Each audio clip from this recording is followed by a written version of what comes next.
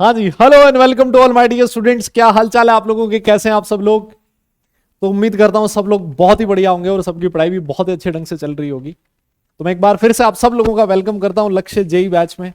और जैसा आप सब लोगों को पता है कि एक रिवीजन सेशन होने वाला है, हम लोग क्लास 11th फिजिकल केमिस्ट्री की जो टॉपिक्स हैं उनको रिवाइज करने वाले हैं। यस, और रिकॉर्डेड फॉर्म में ही ये वाले जो सेशन है आपको मिलने वाले हैं। इसका शेड्यूल आप सब लोगों के पास है कि कैसे हम लोग रिवीजन बैच खत्म करने वाले हैं। ऑल राइट, तो काफी दिनों बाद आप लोगों से मुलाकात हो रही है लक्ष्य बैच में। सबसे शुरू में हम लोगों ने फिजिकल केमिस्ट्री स्टार्ट किया था, है ना। और ऐसा ना हो कि यार आप लोग फिजिकल केमिस्ट्री भूल गए हो, है ना। क्योंकि physical chemistry JEE Mains of point of view से या फिर मैं एडवांस की भी बात करूं तो बहुत ही स्कोरिंग होता है। जनरली जो भी क्वेश्चंस पूछता है जेई, वो आप मैक्सिमम क्वेश्चंस फिजिकल केमिस्ट्री के अटेम्प्ट कर सकते हो अगर आप लोगों ने अच्छे से रिवाइज किया चीज़ों को, नोट्स अच्छे से पढ़े, प्रीवियस ईयर्स के क्वेश्चंस अच्छे से किए। और वो हम लोगों ने जो अपनी रेगुलर क्लास थी उसमें काफ़ी कुछ हद तक किया भी है ना।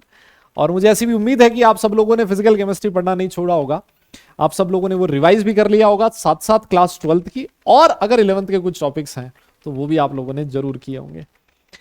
ये जो सेशंस हैं, जनरली किसी चैप्टर से एक सेशन मिलने वाला है, जनरली किसी सेशन से 2 सेशन मिलने वाले हैं। लगभग 1 से 2 सेशंस में हम लोगों को रिवीजन करना है, लगभग 1.5 घंटे के सेशंस होने वाले हैं। और अगर मैं फ्रैंकली बात करूं तो किसी भी चैप्टर के लिए 2 घंटे, 2.5 घंटे या 3 घंटे का session I don't think sufficient है ना। अगर आप लोगों ने स्पेशली नहीं पढ़ रखा है तो फिर तो बिल्कुल भी सफिशिएंट नहीं है ना। हाँ, रिवीजन का मतलब अगर आप प्योरली रिवाइज कर रहे हो तो फिर आपके लिए सेशन बिल्कुल सही है, कोई प्रॉब्लम नहीं है। जो कॉन्सेप्ट्स हैं वो हम लोग बढ़िया ढंग से रिवाइज करेंगे इन 2 सेशंस में। जो मूल कॉन्सेप्ट की अगर मैं बात करूं तो ये 2 सेशन आपको मिलने वाले हैं। लेकिन अगर देखें कि सर इस चैप्टर में हमें सारे कॉन्सेप्ट्स भी करा दो और बहुत सारे क्वेश्चंस की प्रैक्टिस भी करा दो, तो that is practically not possible, क्योंकि वो इतने टाइम पीरियड में नहीं हो पाएगा। ठीक है, तो अगर आप क्वेश्चंस की प्रैक्टिस करना चाहें, थ्योरी यहां से करें। आपके पास अगर नोट्स हैं क्लास 11th के अपने, उन नोट्स के साथ आप लोग रिवाइज कर सकते हैं। क्वेश्चंस की प्रैक्टिस आप लोग अलग से कर सकते हैं, है ना। कुछ क्वेश्चंस हम लोग क्लास में करेंगे नो डाउट, है ना, क्लास में तो रहेगा ही, लेकिन साथ साथ आपको खुद से भी बहुत सारे क्वेश्चंस की प्रैक्टिस करनी पड़ेगी अगर आप लोग अच्छी कमांड फिजिकल केमिस्ट्री पे करना चाहते हो क्लास 11th के। कुछ टॉपिक्स ऐसे हैं जेई मेंस के जो सिलेबस से खत्म हो चुके हैं, सिलेबस से हटा दिया गया है, तो वो जो टॉपिक्स हैं अभी रिवीजन वाली सीरीज में नहीं आएंगे, है ना। क्योंकि बेसिकली हम लोग ये जो सीरीज अभी लेकर आ रहे हैं आप लोगों के लिए, ये जो रिवीजन सेशंस हैं, ये टारगेट किए गए हैं जेई मेंस को, क्योंकि बहुत कम टाइम है इस समय। अगर मैं आपसे कहूं कि ये वाला जो टॉपिक है ये जेई एडवांस में पूछा जाएगा और इस पे जेई एडवांस में इस तरह के क्वेश्चंस आए हैं, इतने क्वेश्चंस आए, तो आपका ध्यान उतना, अब वो इतना फैसिनेट नहीं करेगा आपको, है ना। बोले साहब अभी तो 1.5 महीने बाद हमारा साला जेई मेंस का एग्जाम है ना, और आप एडवांस, अभी सर एडवांस मत बढ़ाओ, अभी मेंस का बताओ, वो काम की बात करो आप, तो है ना। तो उसी हिसाब से आप लोगों के लिए सेशंस बनाए गए, ठीक है। ऑब्वियस चीज है, मैं अपनी तरफ से 100% देने की कोशिश करूंगा जितना भी हमारा टाइम रहेगा, बट स्टिल अगर मान लो कुछ टाइप ऑफ क्वेश्चंस या फिर कुछ क्वेश्चंस छूट जाते हैं, वो आप लोग खुद से कीजिएगा। बिकॉज अब आप लोगों ने घाट घाट का पानी पी लिया है ना। घाट घाट का पानी पीने का मतलब समझते हो ना, अब आप लोग एक्सपीरियंस लोग बन गए हो ना, एक्सपीरियंस हो गया आप लोगों को, रिस्पॉन्सिबल हो गए हो, आपको लगने लगा है कि हाँ अगर मेरे साथ कुछ अच्छा हो रहा है, कुछ बुरा हो रहा है, तो उसमें मेरा भी अपना योगदान है ना। नंबर कम नहीं आ रहे तो ये टीचर का गलती नहीं है, ये मेरा गलती है कि मेरे नंबर नहीं आ पा रहे। क्यों नहीं आ रहे, मैं कहीं ना कहीं कुछ ना कुछ मिस्टेक तो कर ही रहा हूँ, है ना। तो थोड़ा सा रिस्पॉन्सिबल बन के और फिर आप लोग क्वेश्चन की प्रैक्टिस कीजिए, ठीक है। बढ़िया ढंग से रिवाइज कीजिए, कॉन्सेप्ट हम लोग बढ़िया ढंग से रिवाइज करने वाले हैं। एक अच्छा रिवीजन, फॉर्मूले का सारा सब कुछ हो जाएगा आप लोगों का, ठीक है। तो मेरे हिसाब से सेशन को स्टार्ट करना चाहिए। यस, करें, आइए। तो सबसे पहले आज मोल कॉन्सेप्ट हम लोग पढ़ ही रहे हैं। टुडेज टारगेट में कुछ टॉपिक्स लिखे हुए हैं, देखो जितने टॉपिक्स हो पाते हैं उतना अच्छा है। सबसे पहले लॉज ऑफ केमिकल कॉम्बिनेशंस पढ़ेंगे, एटॉमिक मास, मॉलिक्यूलर मास पढ़ेंगे, gram atomic mass, gram molecular mass भी आएगा, मोल कॉन्सेप्ट की भी हम लोग बात करेंगे, साथ साथ परसेंटेज कॉम्पोजिशन क्या होता है, एम्पेरिकल फॉर्मूला, मॉलिक्यूलर फॉर्मूला क्या होता है, स्टोइशियोमेट्री एंड स्टोइशियोमेट्रिक कैलकुलेशंस कौन कौन सी है ना। तो ये टॉपिक्स हैं आज का टारगेट है, देखते हैं कितना हो पाता है, जितना हो पाएगा उतना करेंगे, नहीं तो उसको नेक्स्ट सेशन में हम लोग कंप्लीट करेंगे, ठीक है। तो मेरे हिसाब से सेशन को करना चाहिए स्टार्ट। ऑल राइट, तो भाई ये जो सेशन है पूरा एकदम पावर पैक सेशन होने वाला है, नॉन स्टॉप 1.5 घंटे का लगभग ये सेशन होने वाला है। तो इसमें आप लोग अच्छे ढंग से जो भी आपका सीटिंग है अच्छे ढंग से रखें, है ना। वो मार्केट में सब्जी मंडी में घूमते हुए सेशन ना देखें, नहीं तो कुछ भी नहीं समझ में आएगा। नोट्स अपने साथ रखें, टेबल कुर्सी लेके बैठे एकांत में, अकेले में। अकेले का मतलब वो नहीं है जो आप लोग सोच रहे हो, अब जहां डिस्टर्बेंस ना हो वहां अकेले में बैठे, ठीक है ना। ठीक है, आओ जी। तो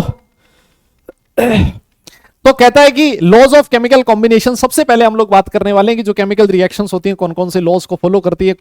कुछ लॉज आपके सामने लिखे हैं, law of mass conservation, law of constant proportion, constant proportion, या फिर कुछ जगह पर इसको लॉ ऑफ डेफिनेट प्रोपोर्शन भी बोला जाता है। लॉ ऑफ मल्टीपल प्रोपोर्शन है, गैलुसेक्स लॉ है गैसियस वॉल्यूम, और सबसे लास्ट में आता है एवोगैड्रोस लॉ। यहां पर एक लॉ ऐसा है जो नहीं लिखा गया है जिसका नाम है लॉ ऑफ रेसिप्रोकल प्रोपोर्शन।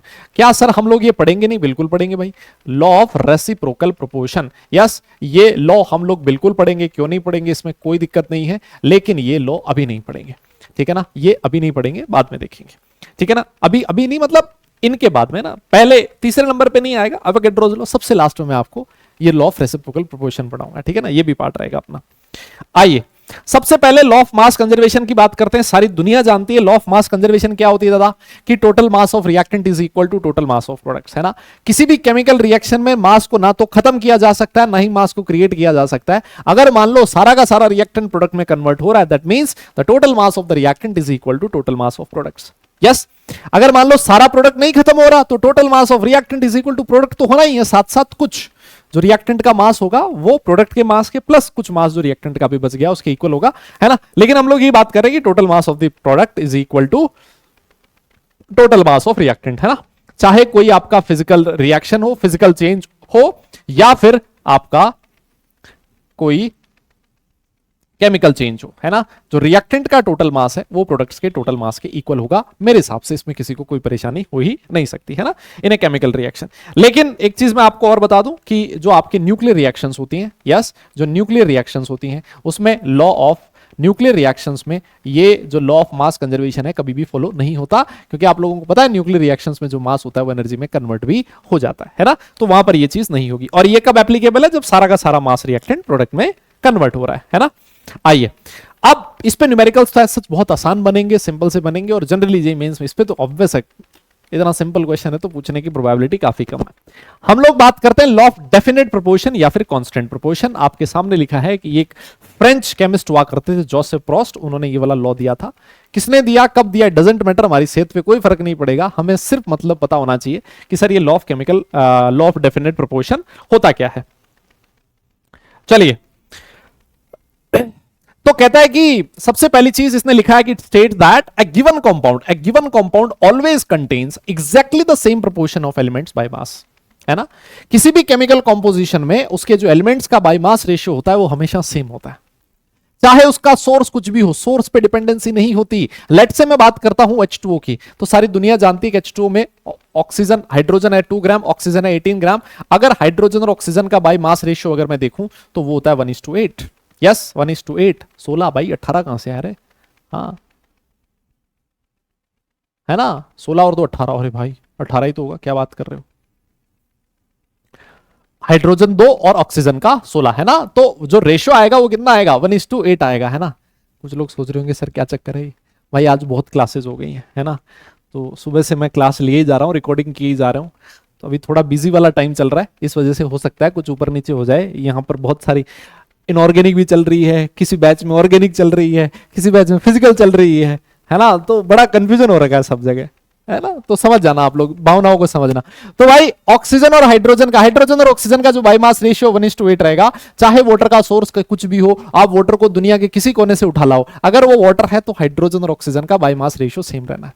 या फिर मैं ऐसे बोल दूं कि जो H2O में हाइड्रोजन और ऑक्सीजन का जो मास परसेंटेज है वो सेम रहेगा। मैं ऐसा कह सकता हूं क्या, जो मास का परसेंटेज है, मास परसेंट है, वो हमेशा सेम रहेगा। अगर आप हाइड्रोजन का निकालें, ऑक्सीजन का निकालें, वाटर का सोर्स कुछ भी हो, सेम रहेगा, ठीक है। जैसे मान लो एक और एग्जांपल देता हूं मैं, CH4 सारी दुनिया जानती है, मीथेन के नाम से इसको जानते हैं हम लोग। और अगर मान लो आप इसमें कार्बन का देखोगे, एटॉमिक मास 12 होता है, हाइड्रोजन 4 हो जाएगा, तो सर 4 3 12। अगर मीथेन है तो उसमें कार्बन और हाइड्रोजन का जो बायोमास रेशियो होगा हमेशा फिक्स रहता है 1:3 या फिर 3:1 आप लोग कह सकते हो। सर इस पे क्वेश्चन किस तरह का आता है, जनरली इस पे जो क्वेश्चंस आते हैं वो आपके सामने लिखा है ना, इस तरह क्वेश्चन आपसे पूछ सकता है। छोटा सा पार्ट है, देख लेते हैं क्या कह रहा है क्वेश्चन। लिखता है copper oxide was prepared by 2 different method, है ना। कॉपर को आपने 2 अलग अलग मेथड से बनाया, मैं आपको बस फीलिंग दे देता हूं, पूरा सॉल्व नहीं करूंगा मैं, है ना, मैं आपको समझा देता हूं क्या करना होता है इस तरह के क्वेश्चंस में। सो सबसे पहला केस है, फर्स्ट मेथड में आपने क्या किया कि 1.75 ग्राम ऑफ द मेटल मतलब ये क्या है, ये है sir copper. Give 2.19 gram of oxide, है ना। जो ऑक्साइड का मास है 2.19 ग्राम, ये किसका है? कॉपर ऑक्साइड का मास है ना। तो देखो सारी दुनिया जानती है कि भाई कॉपर ऑक्साइड बनेगा कैसे। कॉपर होगा, वो ऑक्सीजन से रिएक्ट करेगा, तो वहां से कॉपर का ऑक्साइड बन जाएगा। अब एक बात बताओ, ये है कॉपर ऑक्साइड का मास, ये है कॉपर का मास। अगर मैं आपसे पूछूं मास परसेंट ऑफ कॉपर कितना होगा, मेरी बात बताओ, एक बोलो, आप कैलकुलेट कर लोगे क्या? मास परसेंट, अरे सर कैसे निकालते हैं? Mass of copper divided by total mass, total mass बोले तो कॉपर ऑक्साइड का मास इनटू 100%। तो यहां से आप लोग मास परसेंट निकाल लोगे कॉपर का। तो फर्स्ट जो मेथड था, फर्स्ट मेथड जिसमें आप लोग कॉपर से कॉपर ऑक्साइड बना रहे थे, उसमें आपने कॉपर ऑक्साइड में कॉपर का मास परसेंट निकाल लिया, ठीक। अच्छा सेकंड वाले में आ जाओ। सेकंड मेथड क्या कह रहा है? लिखता है कि सेकंड वाले में जो कॉपर का मास है वो है 1.14 ग्राम, और जो कॉपर ऑक्साइड का मास है ना, वो कितना है? कॉपर ऑक्साइड, सर जो कॉपर ऑक्साइड का मास है वो दे रखा है हमें क्वेश्चन में 1.43 ग्राम।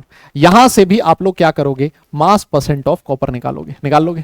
मास परसेंट ऑफ कॉपर वो कितना होगा दादा? वो होगा mass of copper divided by total mass, बोले तो कॉपर ऑक्साइड का मास इंटू 100%, है ना। दोनों चेक कर लेना, जो कॉपर का मास परसेंट है वो सेम रहेगा। और अगर कॉपर का मास परसेंट सेम है तो ऑक्सीजन का तो सेम रहना ही है। कॉपर का मास परसेंट निकल गया तो 100 में से माइनस कर देना, आपको ऑक्सीजन का मास परसेंट निकल जाएगा। बताओ कोई दिक्कत हो तो बोलो। यस नहीं हो सकती मेरे हिसाब से, कोई प्रॉब्लम है ही नहीं, है ना। तो इस तरह से क्वेश्चंस आपको सॉल्व करने होते हैं लॉ ऑफ कांस्टेंट प्रोपोर्शन के। चलिए सर आगे चलिए, फिर आगे बात करते हैं लॉ ऑफ मल्टीपल प्रोपोर्शन की, है ना। ये किसने दिया था? ये इंग्लिश केमिस्ट थे जिनका नाम था जॉन डाल्टन, ये उन्होंने लॉ दिया था। बहुत ही आसान सा लॉ है, इस पे क्वेश्चन पूछे जाने की प्रोबेबिलिटी ज्यादा होती है। आप देखो, जैसे मान लो आपके पास दो एलिमेंट है, हाइड्रोजन और ऑक्सीजन, ठीक है ना। आपने हाइड्रोजन और ऑक्सीजन को आपस में रिएक्ट करवाया, है ना। हाइड्रोजन और ऑक्सीजन दो एलिमेंट आपस में रिएक्ट करके दो अलग अलग कंपाउंड का फॉर्मेशन कर रहे हैं। एक बनाया H2O, दूसरा बनाया H2O2। अगर मैं आपसे पूछूं इसमें हाइड्रोजन और ऑक्सीजन का बाई मास रेशियो कितना होगा? 2:16, और ये हो जाएगा सर 2:32। आप लोग एक चीज और नोटिस करो, दोनों में जो हाइड्रोजन का मास है वो सेम है। लॉ ऑफ मल्टीपल प्रोपोर्शन कहता है कि इस सेम मास ऑफ हाइड्रोजन के साथ जो दूसरा एलिमेंट बच गया, कौन? ऑक्सीजन, इसका अगर आप मास का रेशियो निकालोगे, ऑक्सीजन के मास का अगर आप रेशियो निकालोगे, आप किसका रेशियो निकाल रहे हो बेटा? मास ऑफ ऑक्सीजन का रेशियो, मास ऑफ ऑक्सीजन का रेशियो। तो वो जो रेशियो आएगा, कहता है लॉ ऑफ मल्टीपल प्रोपोर्शन कि वो एक होल नंबर रेशियो आएगा। क्या होगा? वो एक होल नंबर रेशियो होगा। तो लॉ ऑफ मल्टीपल प्रोपोर्शन का स्टेटमेंट आपके सामने लिखा हुआ है, इसको आप अपने हिसाब से पढ़ लेना। लेकिन जो स्टेटमेंट जिन फीलिंग्स को कहना चाह रहा है, जो आपसे बात कहना चाह रहा है, वो ये है कि अगर मान लो दो एलिमेंट आपस में कंबाइन होकर दो या दो से ज्यादा कंपाउंड्स का फॉर्मेशन करते हैं, उन सारे कंपाउंड्स में अगर किसी एक एलिमेंट के मास को कांस्टेंट बना दिया जाए, तो इस कांस्टेंट मास के साथ जो दूसरे एलिमेंट का मास रिएक्ट करता है, इस कांस्टेंट मास के साथ जो दूसरे एलिमेंट का मास रिएक्ट करता है, उस मास का रेशियो हमेशा एक होल नंबर रेशियो होता है। उसका जो रेशियो होगा वो हमेशा एक होल नंबर रेशियो होता है। यस, वो जो रेशियो होगा वो हमेशा एक होल नंबर रेशियो होता है, ये ध्यान रखना। एक और एग्जांपल आप बोलोगे सर एक और दो, जिससे हमें कहानी एकदम और क्लियर हो जाए। जैसे मान लेते हैं आपके पास कार्बन है और दूसरा ऑक्सीजन है, इन दोनों ने आज रिएक्ट किया, दो एलिमेंट थे, एक बार इन्होंने CO बनाया, एक बार इन्होंने CO2 बनाया, है ना। दो अलग अलग कंपाउंड का फॉर्मेशन किया, तो सर कार्बन ऑक्सीजन ये रेशियो आएगा, कार्बन ऑक्सीजन ये रेशियो आएगा। यहां पर देखो किसी एक एलिमेंट का मास कांस्टेंट है, तो इस कांस्टेंट मास के साथ जो दूसरा एलिमेंट रिएक्ट कर रहा है उसका रेशियो निकाल लो आप, है ना। वो जो रेशियो होगा सर वो होल नंबर रेशियो आ रहा है, इसका मतलब ये भी एक constant law of multiple proportion को फॉलो कर रहा है ना। जैसे मान लो नाइट्रोजन के ऑक्साइड्स है, नाइट्रोजन के ऑक्साइड से आपस में रिएक्ट करके एक बार N2O बनाया, है ना, एक बार NO2 बनाया, यस N2O3 बनाया, तो ये जो आपके, या फिर N2O4 बनाया, है ना, ये जो ऑक्साइड्स होंगे, क्या ये लॉ ऑफ मल्टीपल प्रोपोर्शन को फॉलो करेंगे? इनको रहने दो, ये वाले तीन देख लो, क्या ये करेंगे? बिल्कुल करेंगे सर। अगर मैं नाइट्रोजन के मास को कांस्टेंट बना लूं, तो जो दूसरे एलिमेंट का मास होगा वो, उसका रेशियो अगर आप निकालोगे मास का, तो वो एक होल नंबर रेशियो आपको मिलने वाला है, ठीक है ना। तो बहुत ही आसान सी चीज है, कोई मुश्किल चीज इसमें है नहीं। इस पे क्वेश्चन किस तरह का बन सकता है? देखो, एक तो इस तरह का बन सकता है कि बताओ इनमें से कौन कौन से एलिमेंट होते हैं जो लॉ ऑफ मल्टीपल प्रोपोर्शन को फॉलो करते हैं, है ना। जैसे एग्जांपल दे देगा H2O, चार ऑप्शन में H2O2, है ना, CO2, है ना, ऐसे तीन चार एग्जांपल दे देगा, है ना। तो वो तो मैंने आपको बता ही दिया। ये देखो, किसी एक एलिमेंट का मास कांस्टेंट बनाना, इस कांस्टेंट मास के साथ जो दूसरे एलिमेंट का मास रिएक्ट कर रहा है उसका रेशियो निकालना, अगर होल नंबर आए तो कर रहा है, नहीं आए तो नहीं करेगा। बहुत आसान सी चीज है। एक इसने क्वेश्चन दे रखा है ये वाला, है ना। देखो इसने क्या कहा है कि it was found that black oxide and red oxide of copper contains 80% and 89% of copper respectively, show that this data is in accordance with law of multiple proportion. बहुत आसान है ना, बिल्कुल भी मुश्किल नहीं है। आप क्या करो, देखो सबसे पहले मैं किसकी बात कर रहा हूं, इधर ब्लैक ऑक्साइड की, है ना। इधर क्या ले लेते हैं, ब्लैक ऑक्साइड ले लेते हैं, ठीक है। कहता है कि ब्लैक ऑक्साइड में 80% कॉपर है, इसका मतलब मास ऑफ कॉपर हो गया 80 ग्राम, है ना। मैं 80 ग्राम मान लेता हूं टोटल में से, तो जो 20 ग्राम होगा वो क्या होगा सर, वो होगा मास ऑफ ऑक्सीजन, कितना होगा 20 ग्राम, ठीक है साहब। और साथ में रेड ऑक्साइड है, यस रेड ऑक्साइड है, तो सर रेड ऑक्साइड में भी आप चेक करो, जो मास ऑफ कॉपर दे रखा है वो दे रखा है 89 ग्राम, 89% है 89 ग्राम, और साथ में मास ऑफ ऑक्सीजन जो दे रखा है वो दे रखा है 11 ग्राम, ठीक है। तो अब यहां पर देखो, अगर मैं आपसे कहूं सर इनमें से किसी एक भी एलिमेंट का मास कांस्टेंट नहीं है, हमने तो अभी बोला किसी एक एलिमेंट का मास कांस्टेंट बनाना है, इस कांस्टेंट मास के साथ जो दूसरे एलिमेंट का मास रिएक्ट कर रहा है वो रेशियो निकालना। सर यहां तो कोई कांस्टेंट है नहीं, तो मैंने कहा अगर नहीं है तो बना दे भाई। देख तू ऐसे बोलेगा कि 20 ग्राम ऑक्सीजन के साथ 80 ग्राम कॉपर रिएक्ट कर रहा है, तो 1 ग्राम ऑक्सीजन के साथ कितना रिएक्ट करेगा, वो करेगा कितना 4 ग्राम कॉपर। वही सेम चीज यहां पर बोलोगे, 11 ग्राम ऑक्सीजन के साथ 89 ग्राम कॉपर रिएक्ट कर रहा है, तो 1 ग्राम ऑक्सीजन के साथ कितना करेगा, लगभग 8 ग्राम कॉपर रिएक्ट करेगा। चेक कर ले भले, है ना। 11 to 88 88 8.0 कुछ समथिंग आएगा जिसको मैं 8 मान सकता हूं। अब आप देखो दोनों में आपने ऑक्सीजन का मास रेशियो, ऑक्सीजन का जो मास है वो कांस्टेंट बना दिया। अब इस कांस्टेंट मास ऑफ ऑक्सीजन के साथ जो दूसरा एलिमेंट कॉपर रिएक्ट कर रहा है, इस कॉपर के मास का रेशियो निकालो, वो आएगा 4:8, जो कि एक होल नंबर है 1:2, है ना। तो ये भी किसको फॉलो करेगा, लॉ ऑफ मल्टीपल प्रोपोर्शन को फॉलो करेगा। इस तरह से आपको क्वेश्चंस करने होते हैं। अगर कांस्टेंट है तो अच्छी बात है, नहीं है तो आप बना लो, किसी एक एलिमेंट के मास को कांस्टेंट बना लो, चाहे कॉपर को बनाओ चाहे ऑक्सीजन को बनाओ। मैंने ऑक्सीजन को बनाया था, उससे भी मैं क्वेश्चन सॉल्व कर सकता हूं। आओ जी आगे बढ़ते हैं और बात करते हैं गैलुसेक्स लॉ, है ना, ऑफ गैसियस वॉल्यूम। थोड़ा ढंग से बोलना इसको। देखो नाम से ही पता लग रहा है कि ये किसके लिए एप्लीकेबल होगा, गैसेस के वॉल्यूम के लिए एप्लीकेबल होगा, गैसेस के वॉल्यूम के लिए। देखो एक एग्जांपल लिखा है मैंने आपके सामने, H2 गैस है, Cl2 गैस है, और उन्होंने आपस में रिएक्ट किया और किसका फॉर्मेशन किया, HCl का फॉर्मेशन किया। मान लिया कि ये जितने भी गैसेस हैं इनका टेम्परेचर और प्रेशर कैसा है, सेम है, सेम टेम्परेचर और प्रेशर होना जरूरी है। तो मान लो इसका 50 ml रिएक्शन में काम में आ रहा है, इसका भी कितना ml काम में आएगा 50, और इसका कितना बनेगा 100 ml। क्या मैं ऐसे कह सकता हूं भाई 1 मोल से 1 ml से 2 ml बनता है, तो 50 ml से 100 ml बनेगा। तो इसका मतलब ये है कि अगर मैं इनके वॉल्यूम का रेशियो निकालूं, अगर मैं गैसेस के वॉल्यूम का रेशियो निकालूं, तो क्या एक होल नंबर रेशियो आ रहा है, बिल्कुल आ रहा है। यही है गैलसेक्स लॉ ऑफ गैसियस वॉल्यूम। लिखता है कि when gases combine or are produced in a chemical reaction, they do so in a simple ratio by volume provided that all the gases are at same temperature and pressure। अगर gases का temperature और pressure same है तो उनके volume का जो ratio होगा वो एक होल नंबर रेशियो होगा। सिंपल कहानी, कोई लफड़ाई नहीं है ना। ये आपके सामने लिखा है। अब देखो इसका स्टोइशियोमेट्रिक कोएफिशिएंट है 1, इसका स्टोइशियोमेट्रिक कोएफिशिएंट 1, इसका स्टोइशियोमेट्रिक कोएफिशिएंट 2। तो इनके मोल्स, इनको मैं मोल्स भी बोल सकता हूं। 1 mole of H2 gives react with 1 mole of Cl2 to produce 2 mole of HCl। अगर आप इनके मोल्स का रेशियो निकालोगे वो भी वही है, अगर आप इनके वॉल्यूम का रेशियो निकालोगे वो भी वही है ना। तो ये बहुत ही इंपॉर्टेंट इंफॉर्मेशन होती है कि अगर गैसेस का टेम्परेचर और प्रेशर सेम है तो उनके मास का, उनके वॉल्यूम का रेशियो और उनके मोल्स का रेशियो हमेशा इक्वल होता है। वो यहां से भी मुझे पता लग रहा है। एग्जाम्पल और भी देख सकते हो, N2 प्लस बैलेंस रिएक्शन होनी चाहिए लेकिन, है ना, तभी तो स्टोइशियोमेट्रिक कोएफिशिएंट पता लगेगा आपको। गिव्स 2NH3, है ना। ये रिएक्शन लिखिए। अगर मान लो इस रिएक्शन में इसका 50 ml काम में आ रहा है ना, तो 1 के साथ 3 आता है, तो 50 के साथ 150 आएगा। बहुत सारे लोग बोलते हैं 150 होगा, नहीं, ये कितना होगा 100 ml होगा, है ना। 200 नहीं होगा, जोड़ मत देना, वॉल्यूम मत जोड़ देना, वॉल्यूम कंजर्वेशन जैसा कुछ नहीं होता है। तो 1 के साथ 3 तो 50 के साथ 150, 1 के साथ 2 तो 50 के साथ 150, है ना। तो अब इनके वॉल्यूम का रेशियो निकाल लो आप। यस, इनके वॉल्यूम का रेशियो 1:3 3:2, है ना। ये रेशियो हमेशा एक होल नंबर रेशियो होगा। डन, ठीक है। चलिए एक क्वेश्चन इस पे भी कर लेते हैं। आपकी स्क्रीन पर है क्वेश्चन, आपके सामने लिखता है how much volume of hydrogen nitrogen gas should be required for the formation of 40 ml of ammonia. 40 ml ammonia बनाने के लिए all volumes are measured at STP। बहुत अच्छी बात है। सबसे पहले तो रिएक्शन लिखो, N2 + 3H2 गिव्स 2NH3, है ना, gives 2NH3।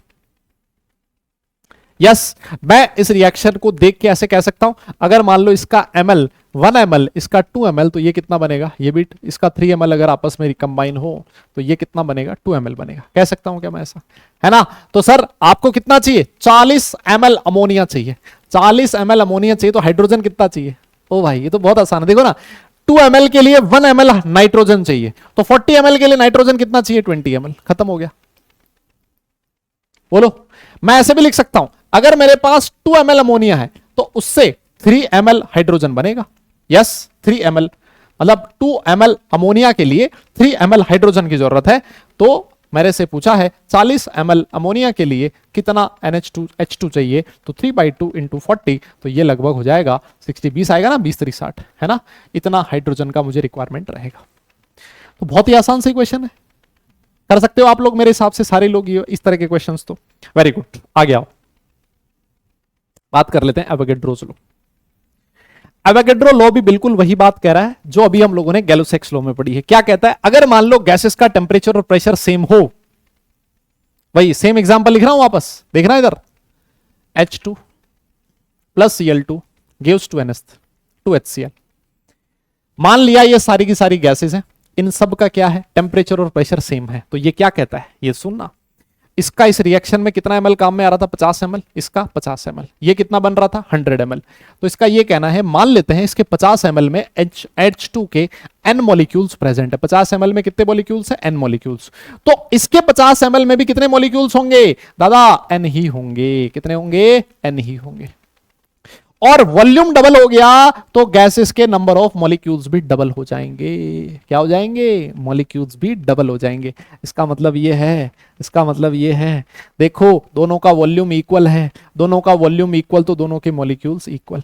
Equal volume of gases contain equal number of molecules, equal volume of gases contain equal number of molecules, and that is Avogadro's law. आया क्या समझ में, ईमानदारी से बता दो, आया क्या, पक्का? आगे चलें फिर, या एक और एग्जांपल लिख दो फिर आपके सामने। आओ जी, N2 plus 3H2 gives 2NH3। ये वाला एग्जांपल लिखा है मैंने, देखो इसका कितना ml, 50 ml, ये कितना है 150 ml, ये कितना है 100 ml, ठीक है ना?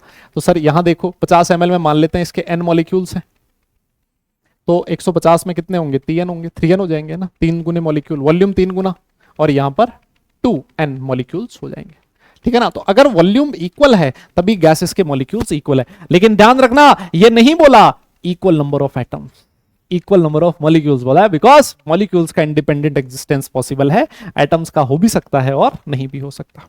एक क्वेश्चन करते हैं आपके सामने, इस तरह के क्वेश्चंस होते हैं जो जेई पूछता है, लॉ ऑफ केमिकल कॉम्पोजिशंस पे। CO, CO2 एंड C2O3, देखो कौन से लॉ को फॉलो करेगा, सुनो मेरी बात। एक चीज हमेशा ध्यान दो कि अगर कभी भी ऐसा हो ना कि दो एलिमेंट है और दो एलिमेंट से बहुत सारे कंपाउंड्स का फॉर्मेशन हो रहा है, तो हमेशा सबसे पहले लॉ ऑफ मल्टीपल प्रोपोर्शन के लिए चेक किया करो, है ना? क्योंकि लॉ ऑफ मल्टीपल प्रोपोर्शन का जो बेस था वो यही था कि दो एलिमेंट, दो या दो से ज्यादा कंपाउंड्स का फॉर्मेशन कर रहे हैं, है ना? तो यहां पर देखो CO है, CO2 है और एक C2O3 है। कार्बन ऑक्सीजन का मास रेशियो 12-16 है, यहां 12-32 है और यहां 24-48 है। लॉ ऑफ मल्टीपल प्रोपोर्शन के लिए दोनों में से किसी एक एलिमेंट का मास कांस्टेंट होना जरूरी है ना? किसी एक एलिमेंट का मास कांस्टेंट होना जरूरी है। तो मैं क्या कर रहा हूं, देखो ये 12-16 रहने देते हैं, ये सेम रहने देते हैं, ये वाला जो रेशियो है इसको 12-24 कर लें तो क्या दिक्कत है भाई? 24-48 को 12-24 भी तो कर सकते हैं ना, कर सकते हैं। अब देखो इन तीनों में एक एलिमेंट का मास कांस्टेंट हो गया। अब इस कांस्टेंट मास के साथ जो दूसरा एलिमेंट रिएक्ट कर रहा है उसके मास का रेशियो निकालो, 2, 4, 8, 3, 24 होल नंबर रेशियो आ रहा है। इसका मतलब सर ये लॉ ऑफ मल्टीपल प्रोपोर्शन को फॉलो कर रहा है। बताइए बताइए।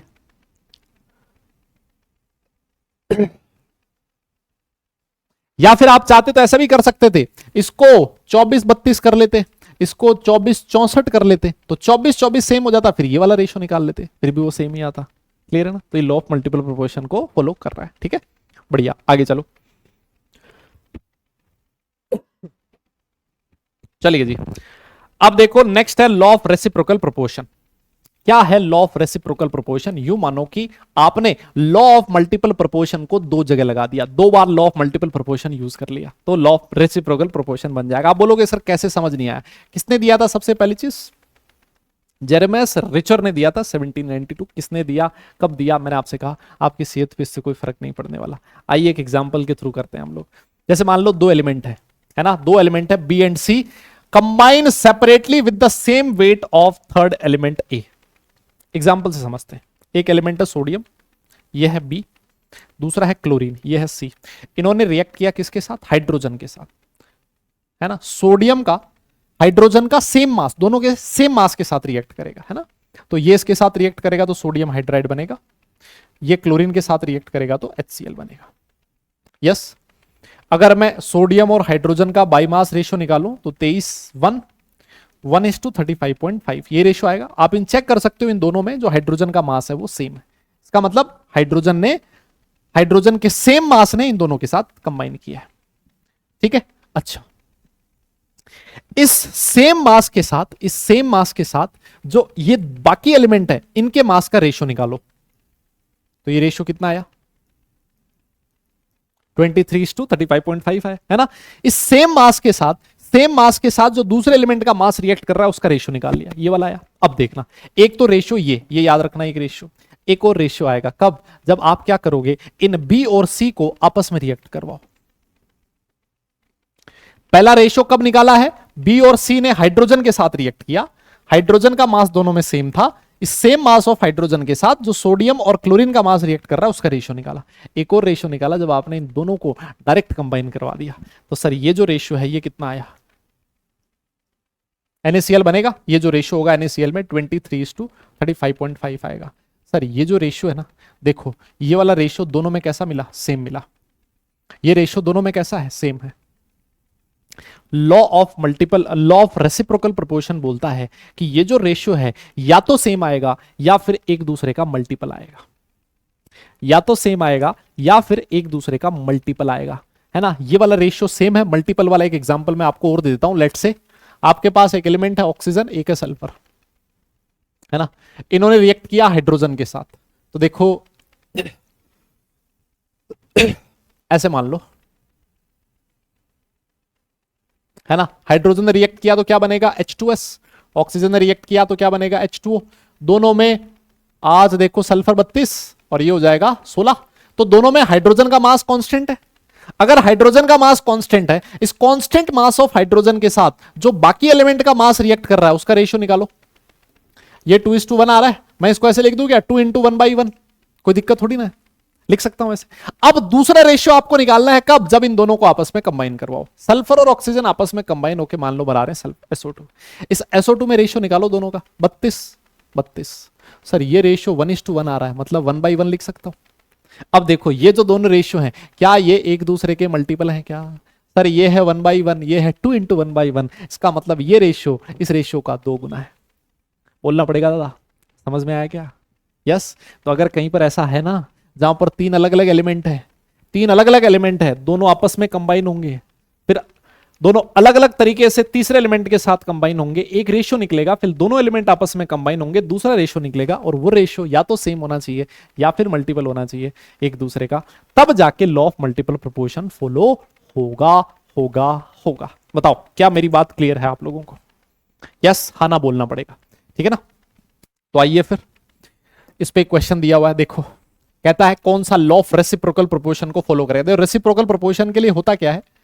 ए बी सी के साथ रिएक्ट करेंगे, या फिर ऐसे मान लेते हैं बी और सी ए के साथ रिएक्ट करेंगे, तो तीन अलग अलग एलिमेंट तो होने चाहिए कम से कम। यहां पर देखो तीन अलग अलग एलिमेंट है ही नहीं, दो ही एलिमेंट है, खत्म। सर यहां देखो 1 2 3, अरे 1 2 3 4 एलिमेंट है, ये भी नहीं हो सकता। सर यहां पर 3 एलिमेंट है, देखो carbon sulphur, carbon oxygen, sulphur oxygen. तो मान लेते हैं कार्बन और सल्फर ऑक्सीजन के साथ कंबाइन हो रहे हैं, तो एक बार क्या बनेगा? CO2 बनेगा, एक बार क्या बनेगा? SO2 बनेगा, और जब ये आपस में कंबाइन होंगे तो कार्बन डाइसल्फाइड बनेगा। इसका मतलब यहां पर कहानी फिट बैठ रही है, बताओ। अरे बोलो ना, क्या सर यहां पर नहीं हो सकता? करके देख लो भाई, एक है फॉस्फोरस, एक है ऑक्सीजन और एक है हाइड्रोजन, तो एक बार बनेगा PH3। यस। दूसरा हाइड्रोजन और ऑक्सीजन के आपस में कंबाइन होने वाला तो कोई है ही नहीं कंपाउंड। यहां देखो ये तो सारे ही फॉस्फोरस के हैं, एक कंपाउंड हाइड्रोजन और ऑक्सीजन का भी तो होना चाहिए, वो नहीं है, इसका मतलब ये लॉ ऑफ रेसिप्रोकल प्रोपोर्शन को फॉलो नहीं करेगा, सिर्फ और सिर्फ एक ही करेगा, और वो है ऑप्शन नंबर 1। बताइए क्या ये चीज क्लियर हुई आपको? तो इस तरह के क्वेश्चंस होते हैं जो आपके लॉ ऑफ केमिकल कॉम्पोजिशंस पे पूछे, कॉम्बिनेशंस पे पूछे जाते हैं, ठीक है ना। डन। आओ जी, अब इसके बाद मैं आपको आगे ले चलता हूं। हम लोग बात करेंगे किसकी? Atomic mass and molecular mass. देखो वैसे आप लोग सारे लोग जानते ही, एटॉमिक मास क्या होता है? एटॉमिक मास एक रिलेटिव मास है ना, इसको आप लोग रिलेटिव एटॉमिक मास भी कह सकते हो, और ये किसी एक स्टैंडर्ड मास के रिलेटिव कैलकुलेट किया गया है ना। लेट से एक रिलेटिव मास है आपके पास, है ना, लेट से आपके पास एक रिलेटिव मास है ना, जिसको मैं स्टैंडर्ड मास बोल देता हूं, है ना। आपके पास क्या है? एक स्टैंडर्ड मास है ना, ये स्टैंडर्ड मास है। अब आपने कोई एक मास है जो आपको चेक करना है, ये मास इस स्टैंडर्ड मास से कितना गुना हैवी है। लेट से ये मास इससे 2 गुना हैवी है, तो इसका एटॉमिक मास हो जाएगा 2। ये इससे 4 गुना हैवी है, तो इसका रिलेटिव एटॉमिक मास हो गया 4। ये इससे 8 गुना हैवी है, तो इसका रिलेटिव एटॉमिक मास हो गया 8, है ना। तो रिलेटिव एटॉमिक मास अपने आप में और कुछ नहीं है, ये सिर्फ एक नंबर है। ये नंबर क्या बताता है कि आपका जो एटम है वो किसी स्टैंडर्ड मास से कितना गुना हैवी है। क्या बताता है कि आपका जो एटम है वो एक एटम का मास इस स्टैंडर्ड मास से कितना गुना हैवी है। मान लो आपके एटम का मास इस स्टैंडर्ड मास से 4 गुना हैवी है, तो इसका एटॉमिक मास हो जाएगा 4। अगर आपके एक एटम का मास इस स्टैंडर्ड मास से 8 गुना हैवी है, तो इसका रिलेटिव एटॉमिक मास हो जाएगा 8।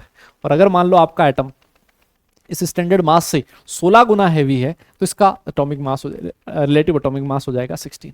सिंपल, और कोई लफड़ा नहीं। क्लियर है? मेरी बात समझ में आ रही है क्या? यस यस यस बोलना पड़ेगा, है ना। तो सर ये स्टैंडर्ड मास कौन सा है?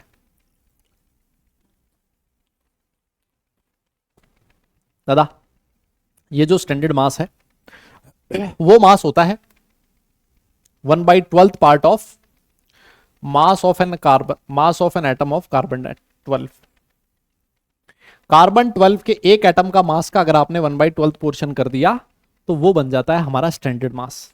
तो अगर कोई भी एटम इस स्टैंडर्ड मास से जितना गुना हैवी होगा वही उसका रिलेटिव एटॉमिक मास होगा, ठीक है ना। तो यहां से रिलेटिव एटॉमिक मास का जो फॉर्मूला बन जाता है वो क्या बनेगा?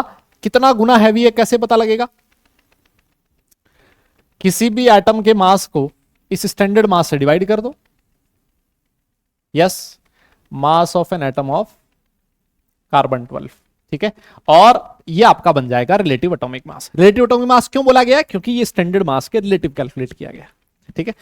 अब ये जो नीचे लिखी हुई पूरी टर्म है ये वाली, इसको क्या बोला जाता है? एएमयू। इसको क्या बोला जाता है? 1 एएमयू या फिर 1 यू, है ना, यूनिफाइड मास या फिर एवरेज एटॉमिक मास यूनिट, ठीक है। एक चीज मैं आपको और बता दूं कि जो कार्बन 12 के एक एटम का मास होता है, मास ऑफ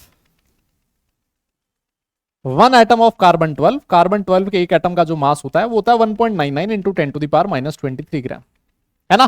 तो अगर आपको 1 एएमयू लिखना है या फिर 1 यू लिखना है तो वो हो जाएगा, इसको 12 से डिवाइड कर देना, वो बनेगा ये वैल्यू -24 ग्राम। और मैं चाहता हूं आप लोग इस वैल्यू को याद रखें, है ना। जो 1 एएमयू या फिर 1 यू होता है उसकी ग्राम में वैल्यू होती है 1.66 इंटू 10⁻⁻24 ग्राम, ठीक है ना। मेरे हिसाब से आप लोग इसको याद रखेंगे। क्लियर? तो अगर किसी भी एटम का मास निकालना है तो रिलेटिव एटॉमिक मास को यू से मल्टीप्लाई कर दो, वो उसका एक्चुअल मास हो जाएगा, है ना। जैसे मान लो मैं अगर एग्जांपल दूं आपको, आपसे कोई कहे relative atomic mass of oxygen कितना होगा, सारी दुनिया जानती है 16। अगर मैं आपसे पूछूं mass of 1 atom of oxygen, है ना, mass of 1 atom of oxygen कितना होगा, तो आप लोग बोलोगे सर 16 यू। कितना हो जाएगा? 16 यू, है ना, यही हो जाएगा।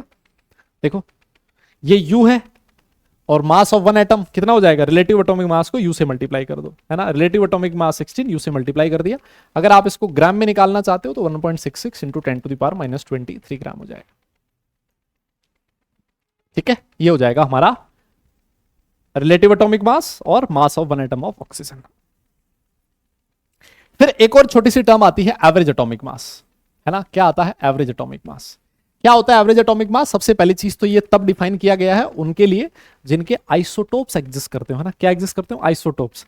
आइसोटोप्स के केस में इसकी जरूरत पड़ती है। जैसे मान लो आपका क्लोरीन होता है ना, क्लोरीन है, क्लोरीन के दो आइसोटोप है, क्लोरीन 35 और क्लोरीन 37।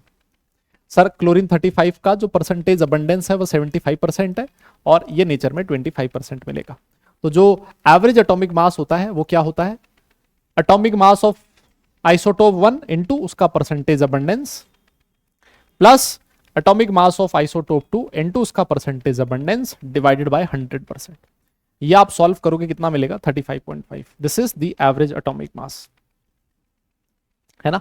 जो हमारे पीरियोडिक टेबल में जो भी मासेस दिए गए सारे के सारे कौन से हैं दादा, एवरेज एटॉमिक मास है। और वो कैसे कैलकुलेट किए गए, हमारे आइसोटोप्स का एटॉमिक मास और उनकी परसेंटेज अबंडेंस के अकॉर्डिंग कैलकुलेट किए गए, है ना। तो मेरे हिसाब से ये फॉर्मूला एज सच लिखने की जरूरत नहीं है, आप लोग चाहो तो लिख भी सकते हो, है ना। क्या लिखोगे आप, एटॉमिक मास ऑफ आइसोटोप 1, है ना, पहला आइसोटोप उसका एटॉमिक मास इनटू उसकी परसेंटेज अबंडेंस, है ना। सेम यही चीज 2 के लिए लिखनी है, इनटू उसका परसेंटेज अबंडेंस, अगर 2 से ज्यादा है तब भी लिखते जाओ, डिवाइडेड बाय कर दो किससे, 100 से। वो क्या बन जाएगा, उसका एवरेज एटॉमिक मास बन जाएगा। सिंपल है अदा, हाँ ना बोलना यार, क्लियर है ना। आगे आजा, एक क्वेश्चन कर ले फिर, ये रहा तेरे सामने देख। B10 और B11 दो आपको आइसोटोप दे रखे हैं, परसेंटेज अबंडेंस दे रखी है, एवरेज एटॉमिक मास पूछा है, खत्म हो जाएगा क्वेश्चन। लिखो एवरेज एटॉमिक मास क्या हो जाएगा, एटॉमिक मास ऑफ आइसोटोप 1 कितना है 10, उसकी परसेंटेज अबंडेंस ये रही। दूसरा कितना है 11, उसकी परसेंटेज अबंडेंस ये रही। और डिवाइड कर दो किससे, 100 से। सॉल्व कर लेना, मैंने सुना तुम मैथ्स में बहुत होशियार हो, है ना, तुम्हारी कैलकुलेशन के बहुत दूर दूर तक चर्चे हैं, खुद से कर ही लोगे आप लोग इसको सॉल्व। यस हो जाएगा दादा। और देखो एक और क्वेश्चन है, ये देखो कह रहा है कि जो कार्बन होता है उसके दो आइसोटोप होते हैं 12 और 14। अब क्या होगा, बहुत सारे लोग ये बोलेंगे मैं कर ही नहीं रहा इस क्वेश्चन को। मैंने कहा भाई क्यों नहीं कर रहे, बोले सर क्वेश्चन ही गलत है। मैंने कहा कैसे, सर कार्बन के तो 3 आइसोटोप होते हैं, इसने 2 लिखे हैं। मैं नहीं कर रहा, क्वेश्चन ही गलत है। ओ भाई बिड़ना नहीं है क्वेश्चन से, जब उसने बोला है 2 होते हैं तो 2 मान के चलो, ठीक है ना। अगर ऐसे पूछे कितने होते तो आप बोलोगे 3, लेकिन उसने बोल दिया 2 हैं तो 2 मान के चलो, ठीक है ना। हाँ लड़ना नहीं है क्वेश्चन से। तो देखो क्या कह रहा है, एवरेज एटॉमिक मास दे दिया हमें कार्बन का 12.011, बहुत अच्छी बात है।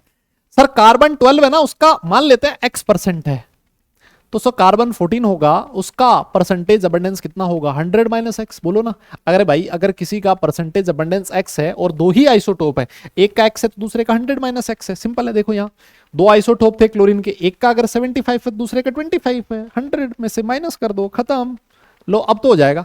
एवरेज एटॉमिक मास इतना दे रखा है, ये हो जाएगा 12 into x plus 14 into 100 minus x divided by 100। Solve कर लेना, x की वैल्यू निकल जाएगी। वैसे तुम एक्सपर्ट हो, मुझे नहीं पता कितनी मिलेगी, तुम लोग निकाल लोगे। देखो जेई मेंस 2000 नहीं, आईआईटी जेई 2009 का क्वेश्चन है, खुद से करना, बिल्कुल similar question. Relative atomic mass देके हमसे क्या पूछ रहा है, एवरेज एटॉमिक मास के बारे में पूछ रहा है, ठीक है। आओ, एक गले की तो बैंड बज जानी है, बैंड, क्योंकि हर दिन हो रही मेरी 3-3 क्लासेस, ठीक है। हाँ थोड़ा अपना रंग भी बदला बदला सा लग रहा होगा, तुम्हें लग रहा होगा सर पहले तो मतलब बहुत आराम आराम से चलते थे, आजकल तो मतलब भागे जा रहे, करें क्या साला, 2 लेक्चर में खत्म करना है चैप्टर, सारे कॉन्सेप्ट भी पढ़ाने हैं, है ना, घास काटना नहीं है। तो मैं चाहता हूं भले ही थोड़ी स्पीड ज्यादा हो जाए, लेकिन टॉपिक ज्यादा कवर हो, सारे कवर हो जाए, है ना। क्योंकि जो ईमानदारी से रिवीजन करता है जो बच्चा, वो ये नहीं चाहता कि आप सब कुछ मतलब धीरे धीरे पढ़ाओ, आप फास्ट पढ़ा दो लेकिन टॉपिक सारे कवर कर लो। और मैं सिर्फ उन्हीं ईमानदार बच्चों के लिए यहाँ रिवीजन करवा रहा हूँ, जिसने पढ़ाई नहीं है साला, मोल ही नहीं आता, वो तो उसको तो मुश्किल होगी इसमें, है ना। आइए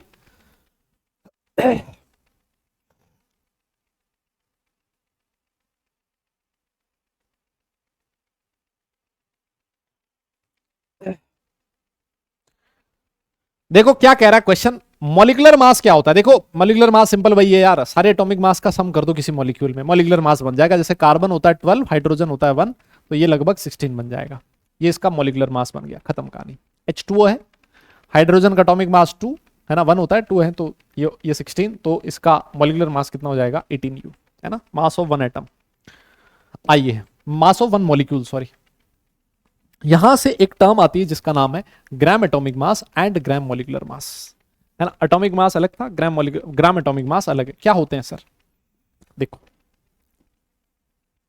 मान लो किसी भी एटॉमिक मास को अगर आप ग्राम में एक्सप्रेस कर दो तो it becomes gram atomic mass. सुनो, अगर मैं तुमसे कहूं कि relative atomic mass of oxygen कितना है, पता कितना बोलोगे तुम? बोलोगे 8 ना बे, 16 बोलोगे। Relative atomic mass of oxygen कितना? 16, है ना। अगर मैं तुमसे कहूं mass of one atom of oxygen कितना है ना, mass of one atom of oxygen कितना, तुम बोलोगे 16U। यस, अच्छा इसको U को कन्वर्ट कर लो ग्राम में, ये इतना ग्राम, ये है ऑक्सीजन के एक एटम का मास। अब पता है मैंने क्या पूछा तुमसे? मैंने पूछा एक बात बता, mass of 6.022 into 10⁻23 atoms of oxygen, इसका मास बता दे। आप बोलोगे सर ये तो एवोगैड्रो नंबर होता है। बिल्कुल होता है। आपने क्या किया भाई, ये जो एक एटम का मास था, ये तो एक एटम का मास था ना, इसको एवोगैड्रो नंबर से मल्टीप्लाई कर दिया तो इतने एटम का मास आ जाएगा। और आपको जानकर बड़ी खुशी होगी कि ये जो मल्टीप्लीकेशन है ये 1 बनेगा, तो ये बन जाएगा 16 ग्राम। इसी को बोला जाता है क्या? Gram atomic mass. इसी को क्या बोला जाता है? Gram atomic mass. तो एक्चुअली ग्राम एटॉमिक मास अपने आप में और कुछ नहीं है, ये एवोगैड्रो नंबर ऑफ एटम्स का मास है। और अगर आपका एटॉमिक मास, जो भी आपका रिलेटिव एटॉमिक मास होता है, उसको आप ग्राम में कन्वर्ट कर दो तो एवोगैड्रो नंबर ऑफ एटम्स का मास बन जाता है। सिंपल है ये चीज, है ना। जैसे अगर मैं तुमसे पूछूं एटॉमिक मास, है ना, relative atomic mass of helium कितना है? Relative atomic mass of helium, आप बोलोगे सर 4। मैं तुमसे पूछूं gram atomic mass of helium कितना है, आप लोग बोलोगे क्या? 4 ग्राम। 4 ग्राम जो होता है वो हीलियम के Na एटम्स का मास होगा, है ना। तो किसी भी एलिमेंट के Na एटम्स के मास को बोला जाता है ग्राम एटॉमिक मास, और Na मॉलिक्यूल्स के मास को बोला जाता है ग्राम मॉलिक्यूलर मास। यस, जैसे अगर मैं तुमसे पूछूं what is the relative molecular mass of water, है ना, relative molecular mass of water कितना बोलोगे? आप बोलोगे सर 18। मैं आपसे कहूं mass of 1 molecule of water, है ना, mass of 1 molecule of water कितना होगा? तो आप लोग बोलोगे साहब ये 18U हो जाएगा। 18U को आपने U को ग्राम में कन्वर्ट कर लिया, इतना ग्राम हो जाएगा। और अगर मैं आपसे कहूं कि मास ऑफ Na मॉलिक्यूल्स, है ना, Na molecules of H2, Avogadro number of molecules of H2O कितना होगा? तो आप इसको मल्टीप्लाई कर दोगे Na से, और आपको जानकर बड़ी खुशी होगी ये कितना मिलेगा? 18 ग्राम मिलेगा, है ना। तो अगर किसी भी मॉलिक्यूलर मास को आप किसमें एक्सप्रेस कर दो? ग्राम में, it becomes gram molecular mass and it is the mass of Avogadro number of molecules. याद रहेगा क्या? पक्का? आओ फिर आगे। यहीं से मोल कॉन्सेप्ट की असली कहानी स्टार्ट होती है। जब तक आपको यह नहीं पता होगा what is the difference between relative atomic mass and gram atomic mass, तब तक मोल कॉन्सेप्ट में हमेशा प्रॉब्लम रहेगी। मैंने तीनों चीजें बताई है, what is relative atomic mass, what is the mass of one atom of element and what is gram atomic mass. ये डिफरेंस आपको पता है तो आप लोग मोल कॉन्सेप्ट के काफी सारे क्वेश्चंस बड़े आराम से सॉल्व कर सकते हो, है ना। तो आइए फिर कुछ क्वेश्चंस देखते हैं, और पहले तो कॉन्सेप्ट समझते हैं होता क्या है, मोल क्या होता है। देखो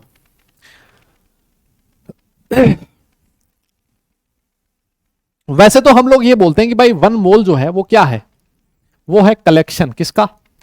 collection of Na particles. Avogadro number of particles अगर आप कलेक्ट कर लो तो उसको आप लोग 1 मोल के इक्वल कह सकते हो।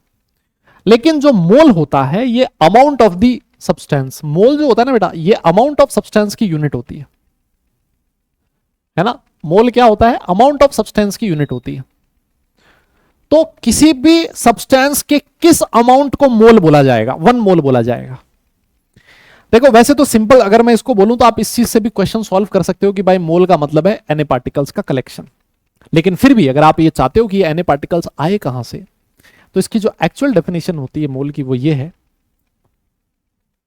कि किसी भी सब्सटेंस के उस मास को 1 मोल बोला जाएगा, किसी भी सब्सटेंस के उस अमाउंट को 1 मोल बोला जाएगा जिसमें उतने ही पार्टिकल्स प्रेजेंट हो जितने की कार्बन 12 के 12 ग्राम में होते हैं। क्या कहा मैंने? किसी भी सब्सटेंस के उस अमाउंट को 1 मोल के इक्वल बोला जाएगा जिसमें उतने ही पार्टिकल्स प्रेजेंट हो जितने की कार्बन 12 के 12 ग्राम में एटम्स प्रेजेंट होते हैं। तो कार्बन 12 के 12 ग्राम में Avogadro number of atoms present होते हैं। यस, कार्बन 12 के 12 ग्राम में Avogadro number of atoms present होते हैं। तो हमने ये कह दिया कि किसी भी सब्सटेंस के उस अमाउंट को 1 मोल बोला जाएगा जिस अमाउंट में उसके Avogadro number of particles present होते हैं। यस, जैसे अगर मैं आपसे कहूं, अगर आपसे कहा जाए कि क्या कहा जाए, हमसे अगर कहा जाए कि 1 मोल ऑफ हाइड्रोजन एटम्स है ना, 1 मोल ऑफ हाइड्रोजन एटम्स, तो इसका मतलब क्या है? इसका मतलब ये है Avogadro atoms of hydrogen, Na atoms of hydrogen, है ना। अगर कोई आपसे कहे 1 मोल ऑफ हाइड्रोजन मॉलिक्यूल्स, इसका मतलब क्या है बेटा? Na मॉलिक्यूल्स ऑफ H2, है ना, H2 के Na मॉलिक्यूल्स, समझ गए। अगर कोई यह कहे कि 1 मोल ऑफ वाटर मॉलिक्यूल्स, है ना, क्या कहे? 1 मोल ऑफ वाटर मॉलिक्यूल्स, तो इसका मतलब सीधा सा है, इसका मतलब सीधा सा है Na मॉलिक्यूल्स ऑफ वाटर। क्या मतलब है इसका? कि Na मॉलिक्यूल्स ऑफ वाटर, समझ गए। अच्छा, यहां से एक टर्म होती है जिसको बोला जाता है मोलर मास। क्या बोला है? Molar mass. मोलर मास क्या है? मास ऑफ 1 मोल, है ना, mass of 1 mole of substance. किसी भी सब्सटेंस के 1 मोल के mass of 1 mole of substance, किसी भी सब्सटेंस के 1 मोल के मास को आप लोग क्या कहते हो बेटा? मोलर मास कहते हो। ठीक है दादा। अब मैं आपकी जानकारी के लिए एक बढ़िया चीज बता देता हूं, है ना, बढ़िया चीज बता देता हूं। क्या? कि जो एटम्स होते हैं, फॉर एटम्स, एटम्स के लिए जो मोलर मास होता है उसको आप ग्राम एटॉमिक मास के इक्वल लिख सकते हो। और मॉलिक्यूल्स के लिए, फॉर मॉलिक्यूल्स, जो मोलर मास है उसको आप लोग ग्राम मॉलिक्यूलर मास के इक्वल लिख सकते हो, है ना। किसके इक्वल? ग्राम मॉलिक्यूलर मास के इक्वल लिख सकते हो। क्यों? अरे भैया, मोलर मास मतलब 1 मोल एटम का मास, और 1 मोल मतलब एवोगैड्रो नंबर ऑफ एटम्स, और एवोगैड्रो नंबर ऑफ एटम के मास को क्या कहते हो आप लोग? ग्राम एटॉमिक मास कहते हो। अरे बोलो ना, वही सेम चीज यहां है। मोलर मास का मतलब एवोगैड्रो नंबर ऑफ मॉलिक्यूल्स का मास, और एवोगैड्रो नंबर ऑफ मॉलिक्यूल्स के मास को क्या बोला जाता है? ग्राम मॉलिक्यूलर मास कहा जाता है। तो ये दोनों एक ही तो बात होगी। अरे बोलो, दोनों अलग अलग चीज थोड़ी ना है। तो सर अब एक बात बताओ, ये मोल कैलकुलेट करने का तरीका क्या है ना। तो देखो, सबसे पहली चीज, मोल कैलकुलेट करने के 3 फॉर्मूले हैं। सबसे पहला होता है नंबर ऑफ पार्टिकल्स, जो किसी भी सब्सटेंस के हमें क्वेश्चन में गिवन होते हैं, डिवाइडेड बाय एवोगैड्रो नंबर। यहां पर नंबर ऑफ पार्टिकल्स में एटम्स हो सकते हैं, मॉलिक्यूल्स हो सकते हैं, आयंस हो सकते हैं, कुछ भी हो सकता है ना। उसको आप एवोगैड्रो नंबर से डिवाइड कर दो तो आपका नंबर ऑफ मोल्स निकल जाएगा। दूसरा फॉर्मूला, किसी भी सब्सटेंस का गिवन मास जो क्वेश्चन में गिवन है, given mass of substance divided by molar mass, है ना। आप उस गिवन मास को मोलर मास से डिवाइड कर दो तो हमें नंबर ऑफ मोल्स मिल जाएंगे। तीसरा फॉर्मूला ये है गैसेस के लिए, है ना। Volume of gas at STP, और ये वॉल्यूम किस में होना चाहिए? लीटर्स में, डिवाइडेड बाय 22.7, है ना। कुछ बुक्स में 22.4 लिखा होता है, लेकिन ये पुराना एसटीपी कंडीशन के अकॉर्डिंग लिखा होता है। अगर आप सही देखोगे तो 22.7 होता है। क्या ध्यान में रखना है? 22.7 आया कहां से? सर एसटीपी का मतलब है standard temperature and pressure, standard temperature and pressure, है ना, इसको बोला जाता है एसटीपी। ये क्या कंडीशन होती है? ये कंडीशन होती है सर 1 बार प्रेशर और 0 डिग्री सेल्सियस, है ना, 273.15 केल्विन टेम्परेचर। इसको स्टैंडर्ड टेम्परेचर बोला जाता है, स्टैंडर्ड कंडीशन बोली जाती है ना, समझ गए। अब एक इक्वेशन होती है पीवी इक्वल टू एनआरटी। यहां से आप क्या करो, प्रेशर की जगह 1 बार लिख दो, एन या 1 बार को एटीएम में कन्वर्ट करके लिख दो, और n नंबर ऑफ मोल्स 1 ले लेना। r का वैल्यू आप सब लोग जानते ही हो 8.314 या फिर 0.0821, और t का वैल्यू ये रख देना। यहां से वॉल्यूम निकालना, लीटर में वो आएगा 22.7, ठीक है ना। तो यहां से आया, किसी भी गैस का आपके पास वॉल्यूम है अगर एसटीपी पे, तो उस वॉल्यूम को 22.7 से डिवाइड कर दीजिए, आपको नंबर ऑफ मोल्स मिल जाएंगे उस गैस के। लेकिन आजकल क्या हो रहा है ना, पुराने टाइम के जो क्वेश्चन है वो एसटीपी के अकॉर्डिंग बने 22.4। ये 22.4 कब आता है? जब यहां पर आप 1 एटीएम ले लेते हो, है ना, 1 एटीएम ले लोगे तो 22.4 बन जाएगा, है ना। तो जनरली पहले जो एसटीपी कंडीशंस थी वहां पर 1 एटीएम होता था, तो यहाँ पर वॉल्यूम 22.4 होता था, है ना। और तो आज भी कुछ क्वेश्चंस ऐसे होते हैं जो 22.4 से ही सॉल्व होते हैं, है ना। वो उस तरह से भी आप लोग सॉल्व कर सकते हो, लेकिन वो क्वेश्चन देखते ही तुम्हें पता लग जाएगा कैसे सॉल्व होना है।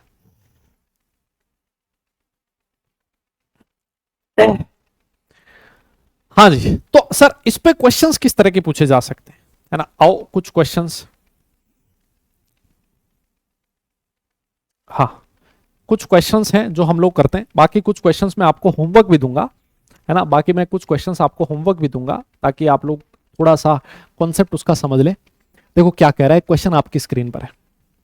क्वेश्चन लिखता है कि find out the number of electrons and neutrons present in 1.6 gram of methane. Methane का 1.6 ग्राम दे रखा है और हमसे पूछा है 1.6 ग्राम में कितने इलेक्ट्रॉन है और कितने प्रोटॉन प्रेजेंट है। मैं आपसे पूछता हूं CH4 जो होता है एक मॉलिक्यूल, इसमें नंबर ऑफ प्रोटॉन्स कितने हैं, कितने प्रोटॉन्स है, या फिर इलेक्ट्रॉन्स कितने। भाई जितने प्रोटॉन होंगे उतने इलेक्ट्रॉन होंगे। आप बोलोगे सर कार्बन के पास 6 होते हैं, हाइड्रोजन के पास 4 होते हैं, एक होता है, 4 हो जाएंगे 10 इलेक्ट्रॉन एक मॉलिक्यूल में, है ना। 1 मॉलिक्यूल में कितने इलेक्ट्रॉन है, 10 इलेक्ट्रॉन, है ना। और अगर मैं तुमसे पूछूं नंबर ऑफ न्यूट्रॉन्स कितने हैं, नंबर ऑफ न्यूट्रॉन्स कितने, तो आप बोलोगे सर कार्बन के पास 6 न्यूट्रॉन होते हैं क्योंकि उसका मास नंबर 12 होता है, हाइड्रोजन के पास कोई न्यूट्रॉन नहीं होता। तो मतलब CO2 CH4 के एक मॉलिक्यूल में 6 न्यूट्रॉन्स प्रेजेंट है। अगर मुझे यह पता लग जाए कि 1.6 ग्राम ऑफ मीथेन में कितने मॉलिक्यूल्स हैं, तो मैं इलेक्ट्रॉन और प्रोटॉन न्यूट्रॉन निकाल सकता हूं। कैसे निकालें सर, तो देखो आपने कहा सर CH4 का मोलर मास कितना होगा, वो होगा सर 16, कार्बन 12, हाइड्रोजन 4, ये हो जाएगा सर 16 ग्राम। यहां से आप क्या करो, नंबर ऑफ मोल्स निकाल लो CH4 के, है ना। तो सर वो हो जाएंगे, गिवन मास 1.6 दे रखा है, मोलर मास 16 दे रखा है, 0.1 मोल। यस, अगर 0.1 मोल है तो आप क्या करो, यहां से मॉलिक्यूल्स निकाल लो CH4 के। सर एक मोल में एवोगेड्रो नंबर होते हैं, तो 0.1 इंटू Na, इतने मॉलिक्यूल्स हो जाएंगे CH4 के। हमने मॉलिक्यूल निकाल ली। और अब देखो अगर एक मॉलिक्यूल होता CH4 का, तो उसमें 10 इलेक्ट्रॉन होंगे। हमारे पास कितने मॉलिक्यूल हैं, 0.1 Na मॉलिक्यूल्स हैं, तो उसमें 10 इंटू 0.1 Na इलेक्ट्रॉन्स होंगे। मल्टीप्लाई करोगे तो ये बन जाएगा Na इलेक्ट्रॉन्स। बताओ समझ में आई क्या बात। आप लोग बोलते कि सर अगर हमारे पास एक मॉलिक्यूल होता CH4 का, तो सर उसमें 6 न्यूट्रॉन होते, और हमारे पास कितने मॉलिक्यूल हैं, हमारे पास है 0.1 Na मॉलिक्यूल्स हैं CH4 के, तो उसमें 0.1 इंटू Na इंटू 6 मल्टीप्लाई कर दो, 0.6 Na न्यूट्रॉन्स प्रेजेंट होंगे। इस तरह से आप लोग क्वेश्चंस को सॉल्व कर सकते हो, है ना। तो ये क्वेश्चन था। ऐसे बहुत सारे क्वेश्चंस हो सकते हैं बेटा, ठीक है ना, बहुत सारे क्वेश्चंस हो सकते हैं।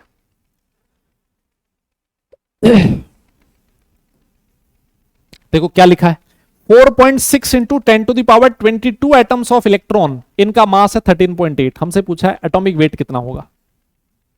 अब बताओ सिंपल है कि नहीं है भाई। ये होता है 4.6 into 10 to the power 22 atoms का मास कितना है सर, ये है 13.8 ग्राम, है ना, ये है 13.8 ग्राम।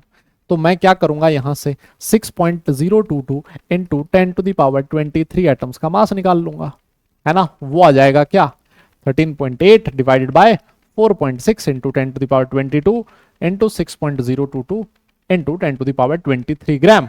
ये क्या होगा बेटा, ये होगा इसका ग्राम एटॉमिक मास, है ना, या फिर मोलर मास।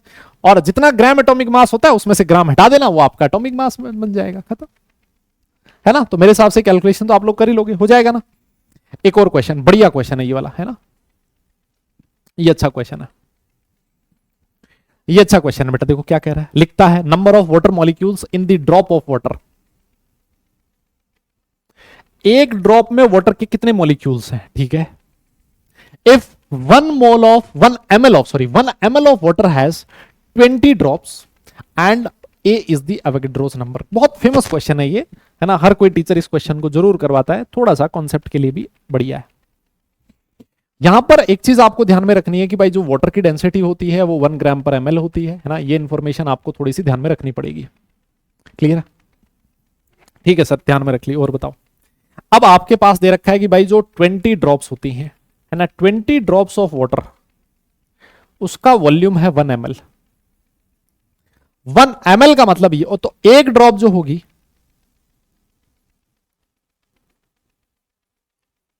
उसका वॉल्यूम कितना हो जाएगा? 1/20 ml। बोलो, अरे बोलो ना भाई। 20 ड्रॉप जो है उसका वॉल्यूम है 1 ml। तो भाई एक ड्रॉप जो होगा वाटर की, उसका वॉल्यूम कितना होगा? 1/20 ml। तो यहां से मास ऑफ वाटर कितना हो जाएगा? Mass of water in 1 drop. एक ड्रॉप में वाटर का मास कितना है? 1/20 ग्राम। क्यों? क्योंकि डेंसिटी 1 होती है, तो जितना वॉल्यूम उतना ही मास। अरे बोलो, ठीक है सर। अब ये तो सर एक ड्रॉप में H2O का मास आया। आप ऐसे निकाल लो, moles of H2O in 1 drop. भाई ये कैसे निकालें? ये है हमारे पास मास, और इसको मोलर मास से डिवाइड कर दो, ये वाटर के मोल्स मिल गए। वाह सर, ये तो बहुत जोरदार चीज है, बढ़िया है। ठीक है सर, अगर हमें मोल्स मिल गए तो भैया हमसे पूछा है क्या मॉलिक्यूल्स कितने हैं, number of H2O molecules in 1 drop. तो वो कैसे निकालेंगे? वो सर मोल को एवोगैड्रो नंबर से मल्टीप्लाई कर दो, और मोल है 1/20 इंटू 18, और जो एवोगैड्रो नंबर होता है वो होता है A। इसको हमें सॉल्व करना है। तो सुनना, देखो मैंने क्या किया, ऊपर लिख दिया 100। क्या किया? 100 लिख दिया।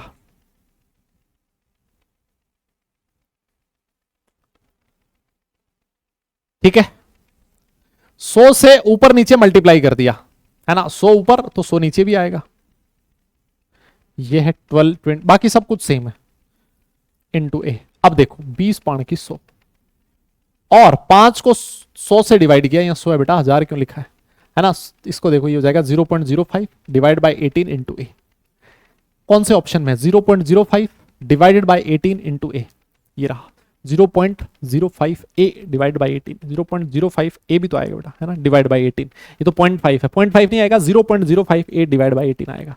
0.05 A डिवाइड बाई 18 आएगा। ये है number of water molecules in 1 drop of water. Water की एक ड्रॉप में वाटर के इतने सारे मॉलिक्यूल्स प्रेजेंट होंगे।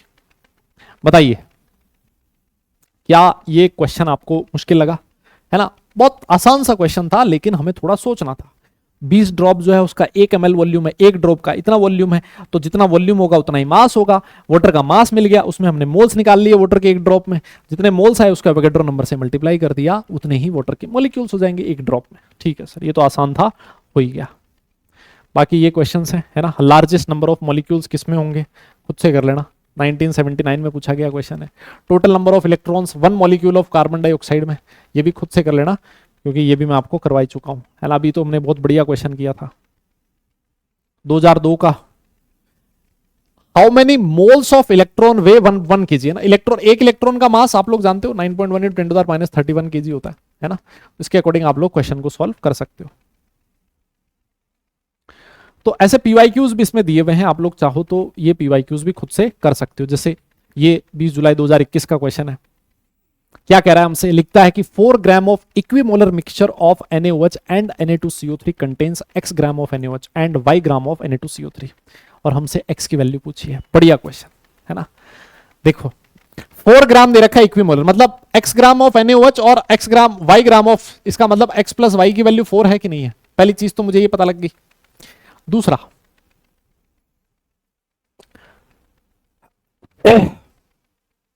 दोनों के मोल्स जो है इक्विमोलर मिक्सचर है ना, दोनों के मोल्स इक्वल हैं।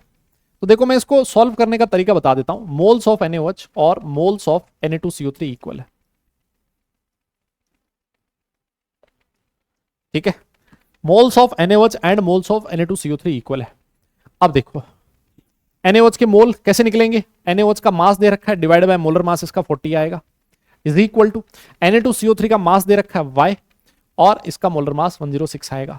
तो x और y में एक रिलेशन बनाना, x और y में एक और रिलेशन है, दोनों इक्वेशन को सॉल्व करना, x का वैल्यू y का वैल्यू मिल जाएगा। हमसे क्वेश्चन में x की वैल्यू पूछिए, खत्म। अरे बताओ। यस, इक्विमोलर मिक्सचर का मतलब ही यही है कि दोनों के मोल्स इक्वल होंगे, Na2CO3 और NaOH के। हमने इक्वल कर लिए, यहां से x की वैल्यू निकाल ली, खत्म है ना। x और y में एक इक्वेशन बनी यहां, और x और y में एक रिलेशन हमारे पास यहां, दो इक्वेशन, दो वेरिएबल सॉल्व कर लो, x और y की वैल्यू मिल जाएगी, खत्म। चलिए सर ठीक है। देखो क्या कह रहा है, लिखता है the number of atoms in 8 gram of sodium is इतने, सोडियम के 8 ग्राम में इतने एटम्स प्रेजेंट है। तो बताइए x की वैल्यू कितनी होगी। भाई सिंपल सी बात है कि सोडियम का एटॉमिक मास दे रखा है 23। तो आप लोग पता है क्या बोलोगे, आप लोग बोलोगे 23 ग्राम ऑफ सोडियम में कितने एटम्स होते हैं। 23 ग्राम में, 23 ग्राम उसका मोलर मास है, मोलर मास में कितने एटम्स होंगे, 6.02 इंटू 10⁻23 एटम्स। और हमसे क्वेश्चन में कहा है कि जो 8 ग्राम है सोडियम का, 8 ग्राम है सोडियम का, उसमें कितने एटम है, 8 ग्राम में कितने हो जाएंगे, डिवाइडेड बाय 23 इंटू 8 है ना, इतने होंगे, इतने एटम्स होंगे। और ये जो एटम्स है किसके इक्वल लिख रखे हैं, ये लिख रखे हैं x इंटू 10⁻23। तो ये 23 से 23 उड़ गया, x का वैल्यू कितना हो जाएगा, 6 into 8 divide by 23, 48 divide by, ये लगभग 2 पॉइंट कुछ समथिंग आएगा, 2 पॉइंट कुछ समथिंग आएगा। नियरेस्ट इंटीजर में ये वैल्यू हो जाएगी 2, और वही तुम्हारा फाइनल आंसर होगा। कौन से साल में पूछा है, 2021 में पूछा है। बताइए क्या आप लोग इस तरह के क्वेश्चन सॉल्व कर सकते हो, बताओ ना, हो जाएंगे ना यार, इस तरह के क्वेश्चन बहुत आसान क्वेश्चन हैं। तो चलिए फिर ये क्वेश्चन हैं, कुछ होमवर्क में कीजिएगा इनको, है ना। ये 2019 जे मेंस का क्वेश्चन है, ये आप लोग खुद से ट्राई कीजिएगा। यस, ये भी हो जाएगा, है ना। तो जैसा मैंने आपसे कहा कि भाई कॉन्सेप्ट में बता सकता हूं, लेकिन क्वेश्चंस की प्रैक्टिस तो आपको खुद से करनी पड़ेगी। किसमें maximum number of atoms present होंगे, ये इनका एटॉमिक मास दे रखा है, देखो मैक्सिमम नंबर ऑफ एटम्स, जिसमें मैक्सिमम नंबर ऑफ मोल्स होंगे, है ना। इसके 2 मोल है, इसका 1 ही मोल है, इसका 1 मोल है, और इसका 1 ही मोल है। तो इसके 2 मोल में ज्यादा एटम्स होंगे, 2 into Avogadro number of atoms होंगे। ऑप्शन नंबर ए करेक्ट हो जाएगा, ठीक है ना।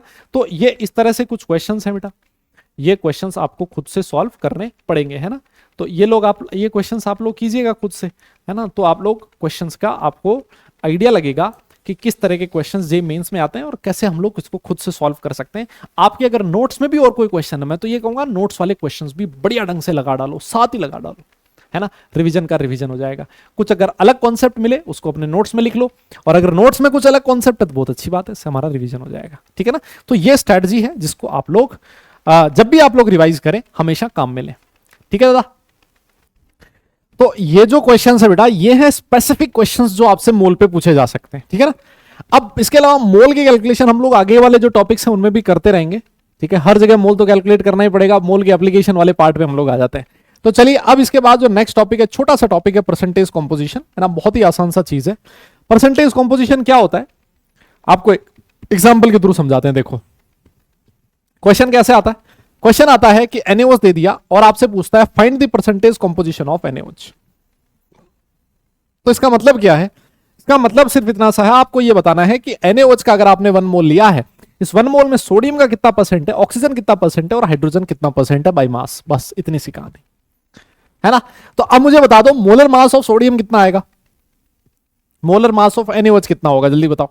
Molar mass of NaOH, sir sodium है 23, ऑक्सीजन है 16 और हाइड्रोजन है 1, सर सारा सब कुछ जोड़ दिया, ये आ जाएगा सर 40 ग्राम, है ना। टोटल मोलर मास कितना मिला मुझे, 40 ग्राम मिला। अब अगर मैं तुमसे पूछूं मास परसेंट ऑफ सोडियम कितना है, अगर आपसे कोई पूछे मास परसेंट ऑफ सोडियम कितना है, कैसे निकालोगे, आप बोलोगे sir mass of sodium divided by total mass, नहीं 40 कहां से आएगा बे, नहीं 40 आएगा क्या, NaOH, हाँ 40 तो आएगा, 24 40 ही तो आएगा भाई, और कितना आएगा, हाँ 23/40 इंटू 100%, यह आ जाएगा मास परसेंट ऑफ सोडियम। मैंने सुना है तुम्हारी कैलकुलेशन बहुत तेज है ना, तो खुद से सॉल्व करने की कोशिश कीजिएगा। वहीं पर अगर मान लो आपसे कोई पूछे कि what is the mass percent of oxygen, आप क्या बोलोगे, mass of oxygen in 1 mole divided by molar mass into 100%। ये आ गया ऑक्सीजन का मास परसेंट और मास परसेंट ऑफ हाइड्रोजन, है ना। या तो आप 100 में से इन दोनों का मास माइनस कर देना, नहीं तो 1/40 इंटू 100%, ये भी आप लोग कर सकते हैं। ये आ गया Na+ हाइड्रोजन का मास परसेंट। किसी भी कंपाउंड में अगर आपने इंडिविजुअल एलिमेंट का मास परसेंट बता दिया, आपने मतलब उसका परसेंटेज कॉम्पोजिशन बता दिया ना। सो this is the percentage composition of NaOH। बहुत ही सिंपल सी चीज होती है, कोई बहुत ज्यादा मुश्किल चीज ये है नहीं। जैसे देखो एक क्वेश्चन दिया आपके सामने है ना, ये एक बहुत ही फेमस क्वेश्चन है, बहुत ही फेमस क्वेश्चन है। क्या कहता है, लिखता है कि द हाइड्रेटेड सॉल्ट दे रखा है Na2SO4.NH2O undergoes 55.9% loss in weight on heating and becomes anhydrated, find the value of N। है ना, क्या कह रहा है ये कह रहा है कि इसको अगर आपने हीट किया तो उसका मास 55.9% कम हो गया। अबे सारी दुनिया जानती है मास कम क्यों हुआ है, मास कम इसलिए क्योंकि इसमें से पानी भाग गया है ना। इसका मतलब इस पूरे मॉलिक्यूल में जो मास परसेंट ऑफ वाटर है ना, जो मास परसेंट ऑफ वाटर है वो कितना रहा होगा, 55.9% रहा होगा। बताइए, यही रहा होगा। इतना मास कम हुआ, इसका मतलब मास परसेंट ऑफ वाटर इतना था, है ना, क्योंकि पानी की वजह से ही मास कम हुआ होगा। अब इसका मोलर मास कैलकुलेट करके बताओ तुम, मोलर मास।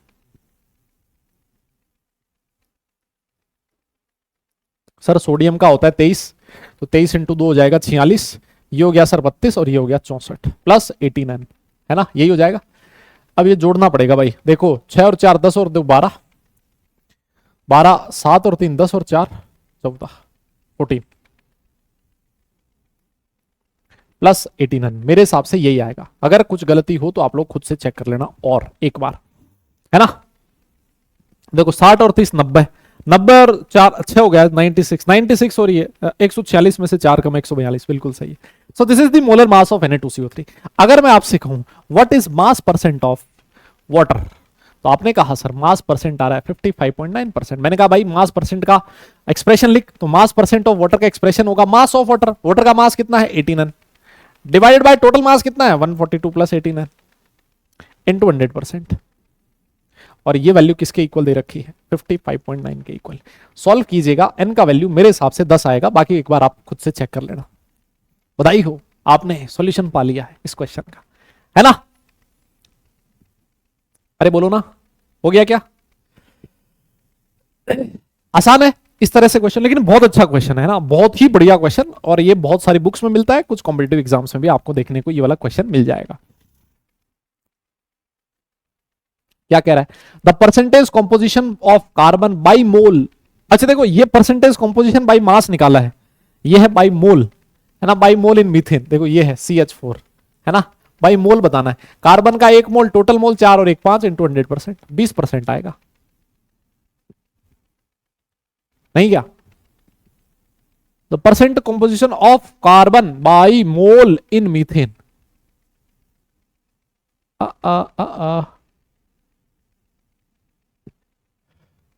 भाई टोटल मोल कितने हैं एक बार चेक करना, 20% ऑप्शन में नहीं है, तो लोल हो गया। The percentage composition of carbon by mole in methane. Methane का फॉर्मूला तो CH4 ही होता है, एक बार आप चेक करना, मैं भी देखता हूं क्वेश्चन सही दिया है क्या इसने, है ना, टाइपिंग एरर तो नहीं है कहीं, है भाई, चेक करते हैं। हाँ जी, तो भाई हम सही थे, है ना, ये इसी में कुछ लोचा है, ठीक है। तो देखो यही था करना था, मास मोल परसेंट निकालना है ना, तो 1 मोल ऑफ कार्बन है और टोटल मोल कितने हैं, 4 मोल हाइड्रोजन के 1 मोल कार्बन का इंटू 5, है ना, टोटल है, तो ये 20% आएगा, 20%। इसमें से एक ऑप्शन 35 वाला हटाओ, यहाँ 20% लिखो, तो ये ऑप्शन नंबर सी करेक्ट हो जाएगा। ठीक है जी, आगे चलते हैं एक और क्वेश्चन की तरफ। 2017 जेईई मेंस का क्वेश्चन है, बहुत आसान, बहुत ही आसान। आइए, लिखता है the most abundant element by mass in the body of a healthy human adult, है ना, मेरी बात हो रही है। ऑक्सीजन इतना परसेंट है, कार्बन इतना है और हाइड्रोजन इतना है, ठीक है, और नाइट्रोजन इतना है। कहता है वेट विच इज 75 किलोग्राम, है ना, मास जो है ना आदमी का वो कितना है, 75 किलो का आदमी है। तो उसमें मुझे बताओ मास ऑफ हाइड्रोजन कितना है। कहता है सर 75 का 10%, है ना, 75 का 10% है, मतलब 7.5 किलोग्राम हाइड्रोजन इतना है उसमें, ठीक। अब कहता है उसका मास कितना बढ़ जाएगा अगर आपने सारे 1H एटम्स को 2H एटम से रिप्लेस कर दिया, बताओ। हाइड्रोजन की वजह से मास कितना था, 7.5 ग्राम, हाइड्रोजन मतलब 1H1। अब ये कह रहा है कि 1H1 की जगह 1H2 कर दो, तो भैया मास पहले 7.5 था, अब दुगना हो जाएगा, हाइड्रोजन की वजह से मास 15 किलोग्राम हो जाएगा। भाई अभी तक हम लोग हाइड्रोजन को यही मान के चल रहे थे ना, हाइड्रोजन को यही मान के चल रहे थे ना कि वो 1H1 है, तब उसका मास 7.5 kg था। है ना। अब वो 75 किलोग्राम का थोड़ी ना रहेगा आदमी, 1H1 की जगह 1H2 हो गया, तो हाइड्रोजन की वजह से जो मास होगा वो बढ़ जाएगा। हाइड्रोजन की वजह से 7.5 था, 1H2 में 15 हो जाएगा, 15 हो जाएगा, तो कितना किलोग्राम मास बढ़ गया इंसान का? 7.5 किलोग्राम, 7.5 किलोग्राम मास बढ़ जाएगा। ऑप्शन नंबर सी करेक्ट है। चलिए बहुत बहुत बधाई हो। परसेंटेज कंपोजिशन पे दादा इस तरह के क्वेश्चंस आपसे पूछे जा सकते हैं, ठीक है ना। अगले टॉपिक पे चलते हैं जिसका नाम है empirical formula and molecular formula. बहुत आसान है। Empirical formula and molecular formula क्या होता है? देखो, इंपेरिकल फॉर्मूले का मतलब है सिंपलेस्ट रेशियो, सिंपलेस्ट रेशियो है ना। एटम्स का जो एटम्स का सिंपलेस्ट रेशियो है ना, उससे जो फॉर्मूला बनता है उसको बोला जाता है इंपेरिकल फॉर्मूला। और मॉलिक्यूलर फॉर्मूले का मतलब है एग्जैक्ट नंबर, है ना, एग्जैक्ट नंबर। जैसे आपसे मैं एग्जांपल पूछता हूं, बेंजीन का नाम सुना है तुम सब लोगों ने? बेंजीन का सबने नाम सुना होगा। बेंजीन का अगर मैं आपसे पूछूं मॉलिक्यूलर फॉर्मूला क्या है, आप बोलोगे मॉलिक्यूलर फॉर्मूला है सर C6H6। C6H6 कैसे पता लगा? सर इससे मुझे यह पता लगता है कि बेंजीन के 1 मोल में 6 एटम कार्बन के और 6 एटम हाइड्रोजन के, एग्जैक्ट नंबर का पता लग रहा है ना। अगर मैं आपसे पूछूं कि सिंपलेस्ट रेशियो कितना है कार्बन और हाइड्रोजन का, आप लोग बोलोगे सर सिंपलेस्ट रेशियो है 1:1। तो मैंने कहा भाई इसका इंपेरिकल फॉर्मूला बता दे, आप बोलोगे 1:1 से जो फॉर्मूला बनेगा वो होगा इंपेरिकल फॉर्मूला CH, है ना। बहुत आसान चीज है। आप लोगों ने मेरे हिसाब से ग्लूकोज का नाम तो सुना ही होगा सारे लोगों ने, ठीक है सर सुन लिया, बताओ क्या करना है। ग्लूकोज का अगर मैं तुमसे पूछूं मॉलिक्यूलर फॉर्मूला क्या है, आप बोलोगे सर C6H12O6। इसका मतलब ग्लूकोज के एक मॉलिक्यूल में 6 एटम कार्बन, 12 एटम हाइड्रोजन और 6 एटम ऑक्सीजन के प्रेजेंट है। फिर मैंने आपसे कहा दादा एक काम कर, कार्बन हाइड्रोजन ऑक्सीजन इसका सिंपलेस्ट रेशियो बता दे। आप बोलोगे सर ये तो 1:2:1 आएगा। अब मैंने कहा मुन्ना एक काम कर ले, तू इंपेरिकल फॉर्मूला बता। आप बोलोगे सर CH2O बनेगा। खत्म हो गई कहानी। आसान है ना यार, ठीक है। चलिए आगे चले। सर एक रिलेशन होता है सर, कौन सा रिलेशन? एक रिलेशन होता है सर मॉलिक्यूलर फॉर्मूला जो होता है ना सर मॉलिक्यूलर फॉर्मूला जो होता है ना वो N इंटू इंपेरिकल फॉर्मूला होता है। ठीक है भाई मान ली तेरी बात, ठीक है। ये एक फॉर्मूला है जो ध्यान में रखना है। एक फॉर्मूला और होता है सर, ये जो N की वैल्यू होती है ना ये आती है मॉलिक्यूलर फॉर्मूला मास, है ना। ये क्या होती है? Molecular formula mass divided by empirical formula mass. Molecular formula mass divided by empirical formula mass, ये आती है सर वैल्यू, N की वैल्यू। समझ गए आप लोग, है ना। तो जैसे इसकी बात कर लेते हैं। इसका अगर मैं आपसे पूछूं what is empirical formula mass, आप बोलोगे कार्बन 12 हाइड्रोजन 1 13। और आपसे मैं पूछूं what is molecular formula mass, आप लोग बोलोगे 78। आपसे मैं पूछूं N की वैल्यू कितनी आएगी, आप बोलोगे 78/13। कितना आएगा? 6 आएगा, ठीक है ना। इस तरह के क्वेश्चंस होते हैं, बहुत आसान से क्वेश्चन होते हैं भाई, बहुत ही सिंपल क्वेश्चंस होते हैं। आइए देख लेते हैं एक आधा क्वेश्चन क्या कह रहा है, किस तरह के क्वेश्चंस आते हैं, ठीक है। एक क्वेश्चन दिया आपकी स्क्रीन पर, लिखता है find the simplest formula of A compound जिसका परसेंटेज कंपोजिशन इतना है, कार्बन 80 ग्राम परसेंटेज है, हाइड्रोजन 20% है। तो मान लिया मैंने कि जो मास ऑफ कार्बन है दादा वो है 80 ग्राम, ठीक है ना। टोटल में से 80 ग्राम परसेंटेज को मास में इसमें कन्वर्ट कर लिया, और जो मास ऑफ हाइड्रोजन है वो होगा भाई 20 ग्राम। अब देखो मैंने आपसे कहा एक काम करो, मोल्स ऑफ कार्बन निकालो। आपने कहा सर मोल्स निकालते हैं कैसे? Given mass upon molar mass. तो ये हो जाएगा सर 6.66।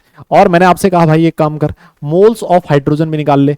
आप बोलोगे sir given mass upon molar mass 20 moles. तो अब मैंने आपसे कहा सिंपलेस्ट रेशियो निकाल, है ना। सिंपलेस्ट रेशियो किसका? Moles of carbon and hydrogen. Simplest ratio निकाल सकते हो ना। सिंपलेस्ट रेशियो कैसे निकालते हैं सर? जो छोटा नंबर होता है उसको दोनों में डिवाइड कर देते हैं तो सिंपलेस्ट रेशियो निकल जाता है ना सर। इतना गणित तो हमने पढ़ रखा है। सबसे छोटा नंबर दोनों में डिवाइड कर दिया, ये लो जी। तो सर देखो मैं आपको एक कैलकुलेशन बताता हूं, ये 1:3 आएगा सर। मैंने कहा क्या बात कर रहे हो? बोले हाँ। तो मैंने कहा सिंपलेस्ट फॉर्मूले से जो फॉर्मूला बनेगा, सिंपलेस्ट रेशियो से जो फॉर्मूला बनेगा, क्या मैं उसको इंपेरिकल फॉर्मूला बोल सकता हूं? आपने कहा बिल्कुल बोल दो। तो इसका इंपेरिकल फॉर्मूला बन गया CH3। सबसे पहला क्वेश्चन मेरे से यही पूछा था कि बताइए find the simplest formula of the compound. अब क्वेश्चन में बोला है कि इसका मॉलिक्यूलर मास है 30, तो इसका मॉलिक्यूलर फॉर्मूला बताओ। भाई मॉलिक्यूलर फॉर्मूला बताने से पहले मुझे जरूरत पड़ेगी एन की वैल्यू। एन होता है molecular formula mass divided by empirical formula mass. तो देखो मॉलिक्यूलर फॉर्मूला मास क्वेश्चन में 30 दे दिया, एम्पेरिकल फॉर्मूला मास कितना मिलेगा, कार्बन 12 हाइड्रोजन 3 15 मिलेगा, तो एन का वैल्यू कितना हो गया, 2 हो गया। बोलिए क्या ये बात सही है?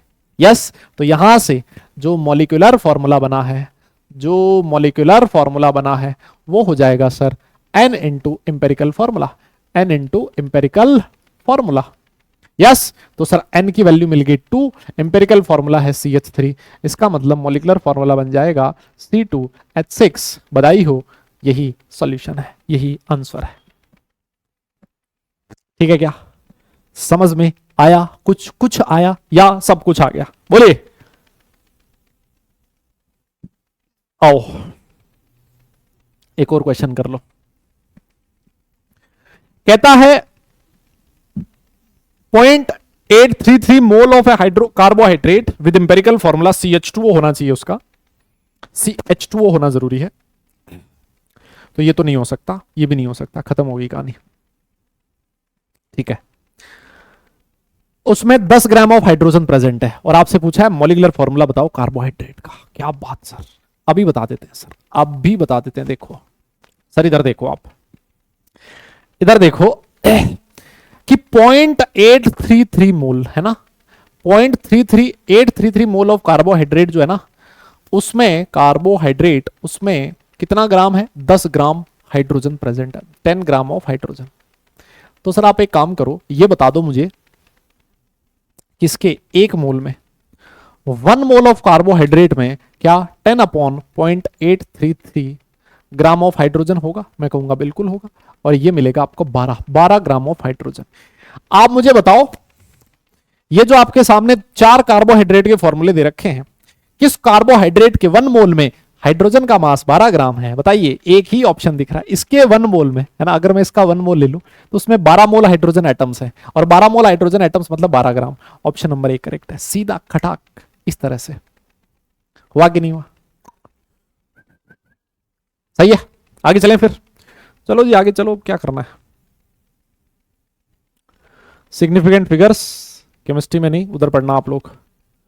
अरे ये क्वेश्चन कौन से आ गए? ये क्वेश्चन तो कर लिए थे हमने, find out the electron and proton, है ना। तो बेटा इसमें इसी तरह के क्वेश्चन आपसे पूछे जा सकते हैं। ठीक है, अब आते हैं इस चैप्टर की असली जान पे, है ना। इस चैप्टर की जो जान है ना, इस चैप्टर की जो जान है वो 3 टॉपिक है ना। मेरे हिसाब से मैं मानता हूं 3 टॉपिक्स। कौन कौन से? एक तो है ये स्टोइचियोमेट्री एंड स्टोइचियोमेट्री कैलकुलेशन, जिसको अभी हम लोग देखने वाले हैं। एक आएगा लिमिटिंग रिएजेंट, है ना। नेक्स्ट आएगा लिमिटिंग रिएजेंट, और एक और आता है जिसका नाम है कॉन्सेंट्रेशन टर्म्स, है ना। एक आता है कॉन्सेंट्रेशन टर्म्स। तो ये जो 3 चैप्टर, ये जो 3 टॉपिक्स हैं, ये मेरे हिसाब से इस चैप्टर की जान है। उनमें से ये वाली चीज हम लोग अभी पढ़ेंगे, ये समझ में आएगा तो ये आएगा, और सबसे लास्ट में ये आएगा, है ना। ये चीज हम लोग देखने वाले हैं। तो आइए, स्टोइचियोमेट्री एंड स्टोइचियोमेट्रिक कैलकुलेशंस क्या होती है, स्टोइचियोमेट्री और स्टोइचियोमेट्रिक कैलकुलेशंस क्या होती है। कुछ चीजें, छोटी मोटी चीजें आपको इंफॉर्मेशन देते हैं। सबसे पहली चीज स्टोइचियोमेट्री क्या होती है ना। तो देखो, एक बैलेंस्ड केमिकल इक्वेशन लिख रहा हूं मैं आपकी नजरों के सामने। जब भी मैं स्टोइचियोमेट्री की बात करता हूं, हमेशा एक बैलेंस्ड केमिकल इक्वेशन की बात करूंगा, है ना। आपकी केमिकल इक्वेशन कैसी होनी चाहिए? बैलेंस्ड होनी चाहिए, बैलेंस्ड होनी चाहिए, नहीं तो इसकी बात ही नहीं होगी। अब देखो, इस रिएक्शन को देखने से मुझे यह पता लग रहा है ना, किसका जो कोफिशिएंट 1 है, ये भी 1 है, ये भी 2 है। तो मैं कहूंगा इसका स्टोइचियोमेट्रिक कोफिशिएंट 1, इसका 1, इसका 2। तो आप लोग ऐसे बोलोगे, सर इसके 1 मोल के साथ इसका 1 मोल रिएक्ट करता है तो ये 2 मोल बनता है। तो ये जो आपने रिलेशन बनाया ना, ये जो रिलेशन है ना, दिस इज स्टोइचियोमेट्री। इसको क्या बोला जाता है? स्टोइचियोमेट्री। रिएक्टेंट और प्रोडक्ट में जो भी आप रिलेशन बनाते हो, रिलेशन मोल्स का हो सकता है, मोल्स का हो सकता है, तो मास का हो सकता है, मास का हो सकता है, तो मॉलिक्यूल्स का हो सकता है, मॉलिक्यूल्स का हो सकता है, तो वॉल्यूम का भी हो सकता है ना। तो ये जो रेशियो बनाते हो, रिएक्टेंट और प्रोडक्ट के बीच रिलेशन बनाते हो, उसी को बोला जाता है स्टोइचियोमेट्री। से रिलेशन बनाने में तुम बहुत माहिर है, लेकिन यहां नहीं होगे बेटा, है ना। यहां रिलेशन मुश्किल से बनता है, और कई बार रिलेशन गलत भी हो जाता है, तुम्हारा आता हुआ क्वेश्चन भी गलत हो जाएगा, है ना। तो सर देखो, और जो इस रिलेशन पे बेस्ड कैलकुलेशंस होती है उनको बोला जाता है स्टोइचियोमेट्रिक कैलकुलेशंस। आपके सामने एक एग्जांपल लिखा है, इसमें अगर मैं स्टोइचियोमेट्री डिफाइन करूं तो देखो मैं ऐसे कहूंगा, पहली स्टोइचियोमेट्री क्या है कि 1 मोल ऑफ H2 है, वो 1 मोल ऑफ Cl2 के साथ रिएक्ट कर रहा है और मुझे 2 मोल HCl मिल रहा है ना। यह है इस रिएक्शन की stoichiometry in terms of mole, in terms of mole. Yes, मैं ऐसे भी कह सकता हूं इसके Na मॉलिक्यूल्स, इसके भी Na मॉलिक्यूल्स के साथ रिएक्ट कर रहे हैं और मुझे 2 Na मॉलिक्यूल्स ऑफ HCl मिल रहा है।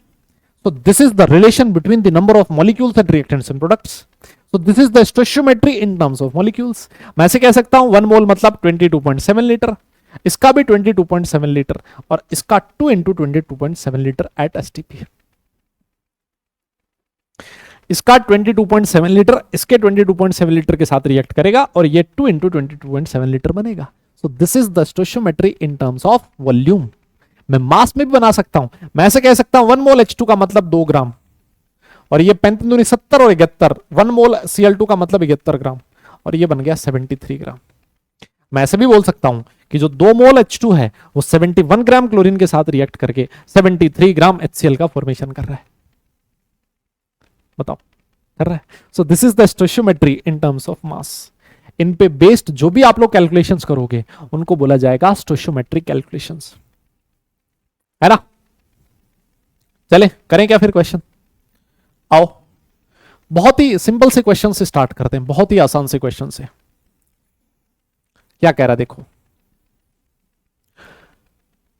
Find the number of moles of oxygen required for complete combustion of 1 mole of propane. ना ये ऑडियोमेट्री का टाइप है ना, ऑडियोमेट्री हम लोग कैलकुलेशंस वो पढ़ते हैं अलग से टॉपिक, उसी में से एक क्वेश्चन मैंने पूछ लिया। ऑक्सीजन बताने complete combustion of 1 mole of propane करना। बेटा प्रोपेन का फॉर्मूला आपको पता होना चाहिए, C3H8 होता है ना, ये होता है। इसका कंबशन करवाना, इसका मतलब इसको ऑक्सीजन की प्रेजेंस में बर्न कर दो तो क्या बनेगा। सारी दुनिया जानती है कि हाइड्रोकार्बन के कंबशन से CO2 बनता है और साथ में H2 बनता है, ठीक है ना। सर इस रिएक्शन को बैलेंस करना पड़ेगा, सबसे पहले कार्बन बैलेंस कीजिए, फिर हाइड्रोजन बैलेंस कीजिए, 6 3 दूनी 6, 6 और 4 10, फिर उसके बाद ऑक्सीजन बैलेंस कीजिए। बताइए अगर मुझे इसका 1 मोल का कंबशन करवाना है तो मुझे ऑक्सीजन के कितने मोल की जरूरत पड़ने वाली है, 5 मोल की। खत्म हो गया क्वेश्चन। कैसे पता लगा, रिएक्शन लिखी, बैलेंस किया, बैलेंस बना के बैलेंस करके मैंने इक्वेशन बना ली, एक रिलेशन बना लिया। लेकिन स्टोइचियोमेट्री के लिए केमिकल रिएक्शंस बैलेंस होना बहुत ही ज्यादा जरूरी है। बैलेंस नहीं होगी तो फिर आपकी स्टोइचियोमेट्री नहीं काम किया ना, वो क्वेश्चन गलत ही होना है। आपसे ये भी पूछ सकता था कि बताओ CO2 कितना मोल बनेगा, H2O कितना मोल बनेगा। सीधा बोल सकते हो भाई 1 मोल से 3 मोल बनता है। मान लो पूछ लेता इसके 2 मोल से कितना बनेगा, तो 1 से 3 बन रहा है तो 2 से 6 बनेगा। These are stoichiometric calculations. Hello भाई लोगों, इधर इधर स्क्रीन पे देखना, इधर है ना, समझ में आ रही है ना कहानी। ठीक है सर, आओ। ओहो कहां चला गया। स्टोइचियोमेट्री पे आप लोग काफी सारे क्वेश्चंस कर सकते हो। नेक्स्ट क्वेश्चन देखो ये रहा, find the volume of C3H8 which will react with 30 litre of O2। 30 litre O2 के साथ रिएक्ट करने के लिए C3H8 के कितने वॉल्यूम की जरूरत पड़ेगी। तो ये भी सेम ही क्वेश्चन है, बोलो भाई। देखो ना 1 मोल के साथ रिएक्ट करने के लिए इसके 5 मोल चाहिए, है ना। मतलब ऐसे कह सकता हूं 5 लीटर से 1 लीटर, मोल्स का जो रेशियो होता है वही वॉल्यूम का रेशियो होता है। आप ऐसे कह सकते हो मोल्स का जो रेशियो है वही वॉल्यूम का रेशियो है ना। तो यहां पर मोल्स का रेशियो 1:5 है, तो जो वॉल्यूम का रेशियो होगा वो भी कितना होगा, 1:5 होगा। तो अगर इसके 30 चाहिए तो उसके कितने मोल चाहिए, 6, क्योंकि 6 और 30 का रेशियो कितना हो जाएगा, 1:5। ऐसे कह सकता हूं मैं। तो 1 लीटर अगर आप 6 लीटर लोगे ना, इसका 6 लीटर लोगे, इसके 30 लीटर वो O2 के साथ रिएक्ट करेगा, है ना। 6 आ जाएगा इसका answer, option number B correct है। आगे चलते हैं।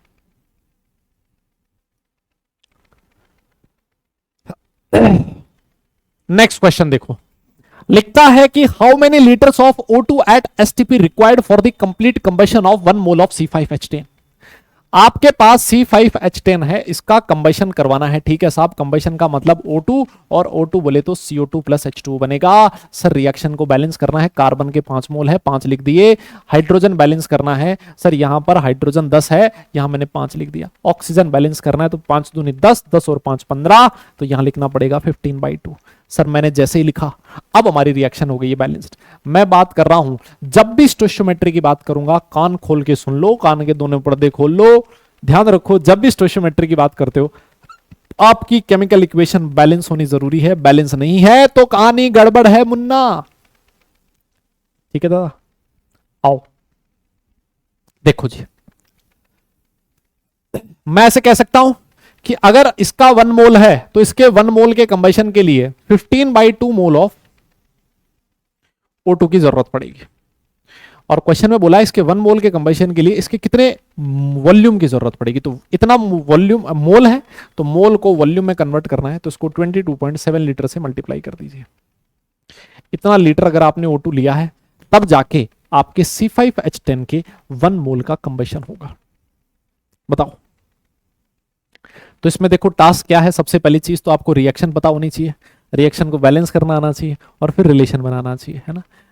सारी चीजें इंपॉर्टेंट है ना। रिलेशन बाद में बनेगा, पहले बैलेंसिंग जरूरी है, ठीक है।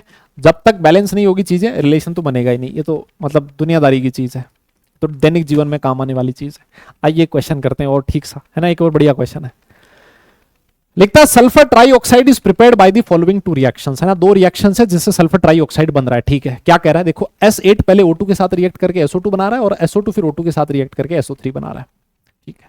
लेकिन सर ये रिएक्शन बैलेंस नहीं है। How many grams of SO3 are produced from 1 mole of S8।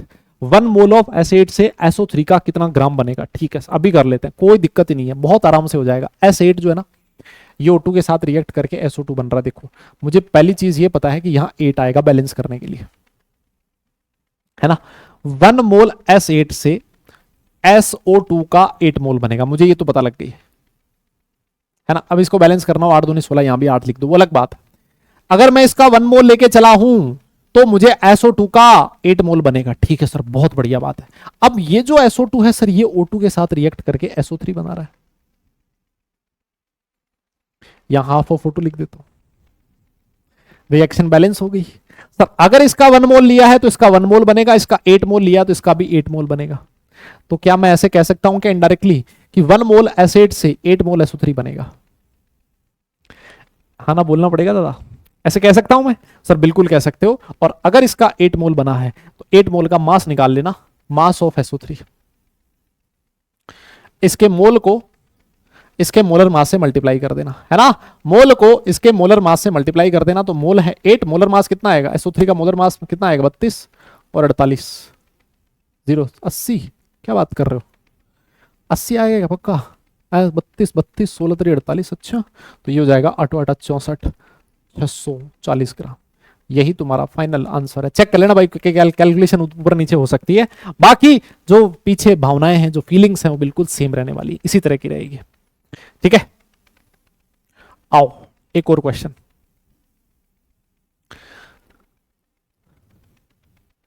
क्या कह रहा है, calculate the volume of hydrogen gas liberated at STP when 32.62 gram of zinc reacts with HCl। 1 mole of gas occupies 22.7 litre volume of STP और zinc दे रखा है तुम्हें 65.3 ग्राम, है ना।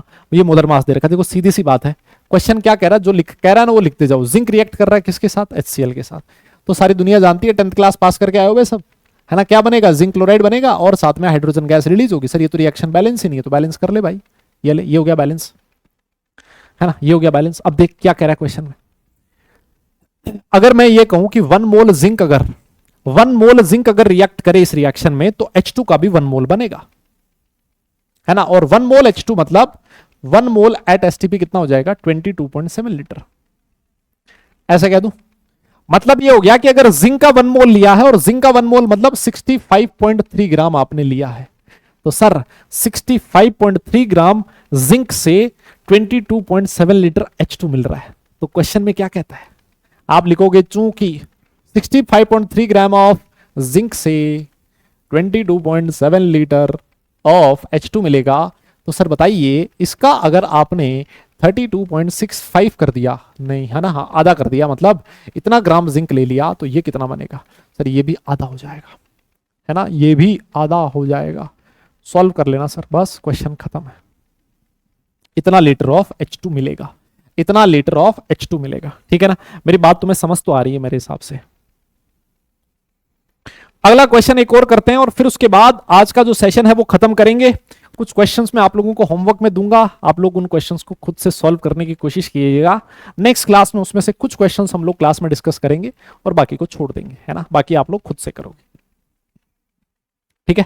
क्योंकि नेक्स्ट क्लास में हमें स्टोइशियोमेट्री के कुछ क्वेश्चंस के साथ साथ लिमिटिंग रिएजेंट भी पढ़ना है और साथ में कंसंट्रेशन टर्म्स भी करनी पड़ेगी, है ना। तो ये सारा सब कुछ करना है, उसके लिए टाइम चाहिए होगा। मैं देखो क्या कह रहा है क्वेश्चन, लिखता है calculate the weight of lime that can be prepared by heating 200 kg of limestone which is 95% pure. मतलब देखो मुझे एक चीज तो ये मोटा मोटा ये पता लग रहा है कि यहां पर कैल्शियम कार्बोनेट को हीट किया जा रहा है और उससे बनेगा लाइम और साथ में बनेगी CO2 गैस, ठीक है। अब क्वेश्चन ये कह रहा है कि अब आपके पास कैल्शियम कार्बोनेट का 200 किलोग्राम है, लेकिन ये कितना है, परसेंटेज प्योरिटी इसकी कितनी दे रखी है, कैल्शियम कार्बोनेट की परसेंटेज प्योरिटी कितनी दे रखी है, 95% दे रखी है। अब देखो होता क्या है, मार्केट में बहुत सारे टीचर्स, बहुत सारे लोग क्या करेंगे, इसी को एक अलग से टॉपिक बना के पढ़ा देंगे, परसेंटेज प्योरिटी। परसेंटेज प्योरिटी अलग से कोई टॉपिक नहीं है, वो क्वेश्चंस ही हैं, क्वेश्चंस के थ्रू आपको समझना है। जैसे इस क्वेश्चन में परसेंटेज प्योरिटी दे दी आपको 95%, इसका मतलब क्या है, इसका मतलब ये है कि mass of pure calcium carbonate कितना है, 200 का 95%। मेरी बात तुम्हें समझ में आई क्या, 190 किलोग्राम, इतना है परसेंटेज प्योर कैल्शियम कार्बोनेट, ये इसकी परसेंटेज प्योरिटी है, ठीक है सर। अब इसकी जरूरत कहां पड़ेगी, देखो जरूरत ये पड़ेगी, आपने ये वाली रिएक्शन लिखी ना, कैल्शियम कार्बोनेट गिव्स CO। देखो अगर आपने इसका 1 मोल लिया, अगर आपने इसका 1 मोल लिया, 1 मोल मतलब 100 ग्राम, इसका मोलर मास 100 आएगा, तो इसके 1 मोल से ये भी 1 मोल बन रहा है, मतलब ये 56 ग्राम बनेगा। और हमसे पूछा है इतने से कैल्शियम कार्बोक्साइड कितना बनेगा। खत्म हो गया ना यार क्वेश्चन। मैं ऐसे लिख दूं क्या कि अगर मान लो आपके पास 100 kg कैल्शियम कार्बोनेट है तो उससे 56 kg कैल्शियम ऑक्साइड बनेगा, बोलो। और हमसे पूछा है अगर 190 kg कैल्शियम कार्बोनेट हो तो बताइए कितना कैल्शियम ऑक्साइड बनेगा। 100 इंटू 190 kg कैल्शियम ऑक्साइड बन जाएगा, यस CaO। सॉल्व तो तुम कर ही लोगे, 5.6 इंटू 19 kg। और मैंने सुना है तुम्हारी कैलकुलेशन के चर्चे बहुत दूर दूर तक है, बहुत जबरदस्त कैलकुलेशन है तुम्हारी, है ना। ये वाला क्वेश्चन आप खुद से कीजिएगा। एक मैं क्वेश्चन दे रहा हूं आपको परसेंटेज यील्ड का, है ना, ये वाला क्वेश्चन करना जरा, परसेंटेज यील्ड का क्वेश्चन है ना, ये भी कर ही लेना, ठीक है। ये भी क्या है, 50% कैल्शियम कार्बोनेट, ठीक है। ये भी परसेंटेज प्योरिटी का क्वेश्चन है, बिल्कुल सेम क्वेश्चन ये है ना, बिल्कुल सेम क्वेश्चन ये, इसको भी आप लोग खुद से करिएगा।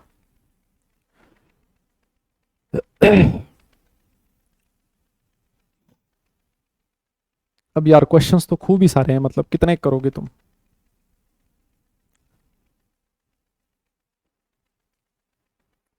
चलो कुछ PYQs दे देते हैं आपको, कुछ प्रीवियस ईयर के क्वेश्चंस दे देते हैं, है ना।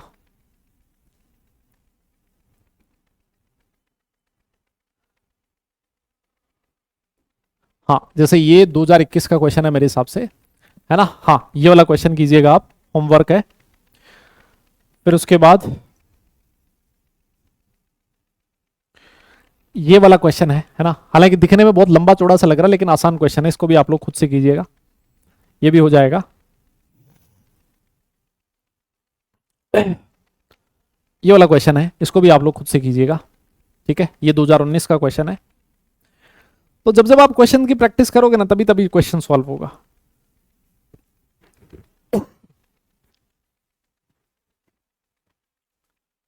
ठीक है, एक और क्वेश्चन है, इसको भी आप लोग करना खुद से, है ना। तो ये कुछ क्वेश्चंस हैं जो मैंने आप लोगों को होमवर्क दे दिया। बाकी जो भी चीज रहेगी इसको हम लोग नेक्स्ट सेशन में पढ़ेंगे ना, नेक्स्ट क्लास। अगली जो क्लास है, मुझे एक्चुअली इसके 2 लेक्चर्स मिले हैं मोल कॉन्सेप्ट के खत्म करने के, है ना। तो पहला सेशन हो गया खत्म, नेक्स्ट लेक्चर हम लोग कर लेंगे, उसमें इसको पूरा कंप्लीट करने की कोशिश करेंगे, ठीक है। रिकॉर्डेड फॉर्म में आपको ये सेशंस मिल रहे हैं, लेकिन ईमानदारी से आप लोग इसको खुद से अच्छे से रिवाइज जरूर कीजिएगा, भले आप स्पीड थोड़ा तेज पढ़ के जैसे भी करके आप लोग करना चाहें जरूर कीजिएगा, ठीक है। पढ़ाई जरूर करते रहें यार, आप लोगों ने मुझे पता है खूब 2 साल तक खूब मेहनत करी होगी, और ये वो जो टाइम है अगला 1 से 1.5 महीना बहुत बहुत कुछ डिसाइड करेगा कि इन 1-1.5 महीने को आप लोग कैसे अच्छे से यूटिलाइज करते हो, है ना। पूरा दम लगा दीजिए फर्स्ट अटेम्प्ट के लिए, सेकंड अटेम्प्ट अभी सोचो ही मत अपने दिमाग में। यूं मानोगे मुझे साला फर्स्ट अटेम्प्ट में ही 99 पॉइंट कुछ समथिंग मार देना है, एक ही अटेम्प्ट में काम ही खत्म हो जाए, है ना, टेंशन ही खत्म हो साला। फिर उसके बाद बढ़िया ढंग से रैंक इंप्रूव करने के लिए पढ़ेंगे। ये चीज दिमाग में रखते हुए आप लोग अपनी पढ़ाई कीजिए, ठीक है। और आप सब लोगों से मिलके काफी दिनों बाद मिलके मुझे काफी अच्छा लगा। उम्मीद करता हूँ कि आप लोगों को मेरी शक्ल देख के थोड़ा सा अच्छा लगा होगा, ठीक है। फिजिकल केमिस्ट्री का अगला लेक्चर आएगा नेक्स्ट सेशन में। तब तक सारे लोग अपना ख्याल रखें, खुश रहें, हंसते मुस्कुराते रहें और दादा पढ़ाई जरूर करते रहें, क्योंकि काम पढ़ने से चलेगा, सिर्फ मुस्कुराने से नहीं। नेक्स्ट सेशन में मिलते हैं, तब तक के लिए tata bye bye, love you all. चलिए।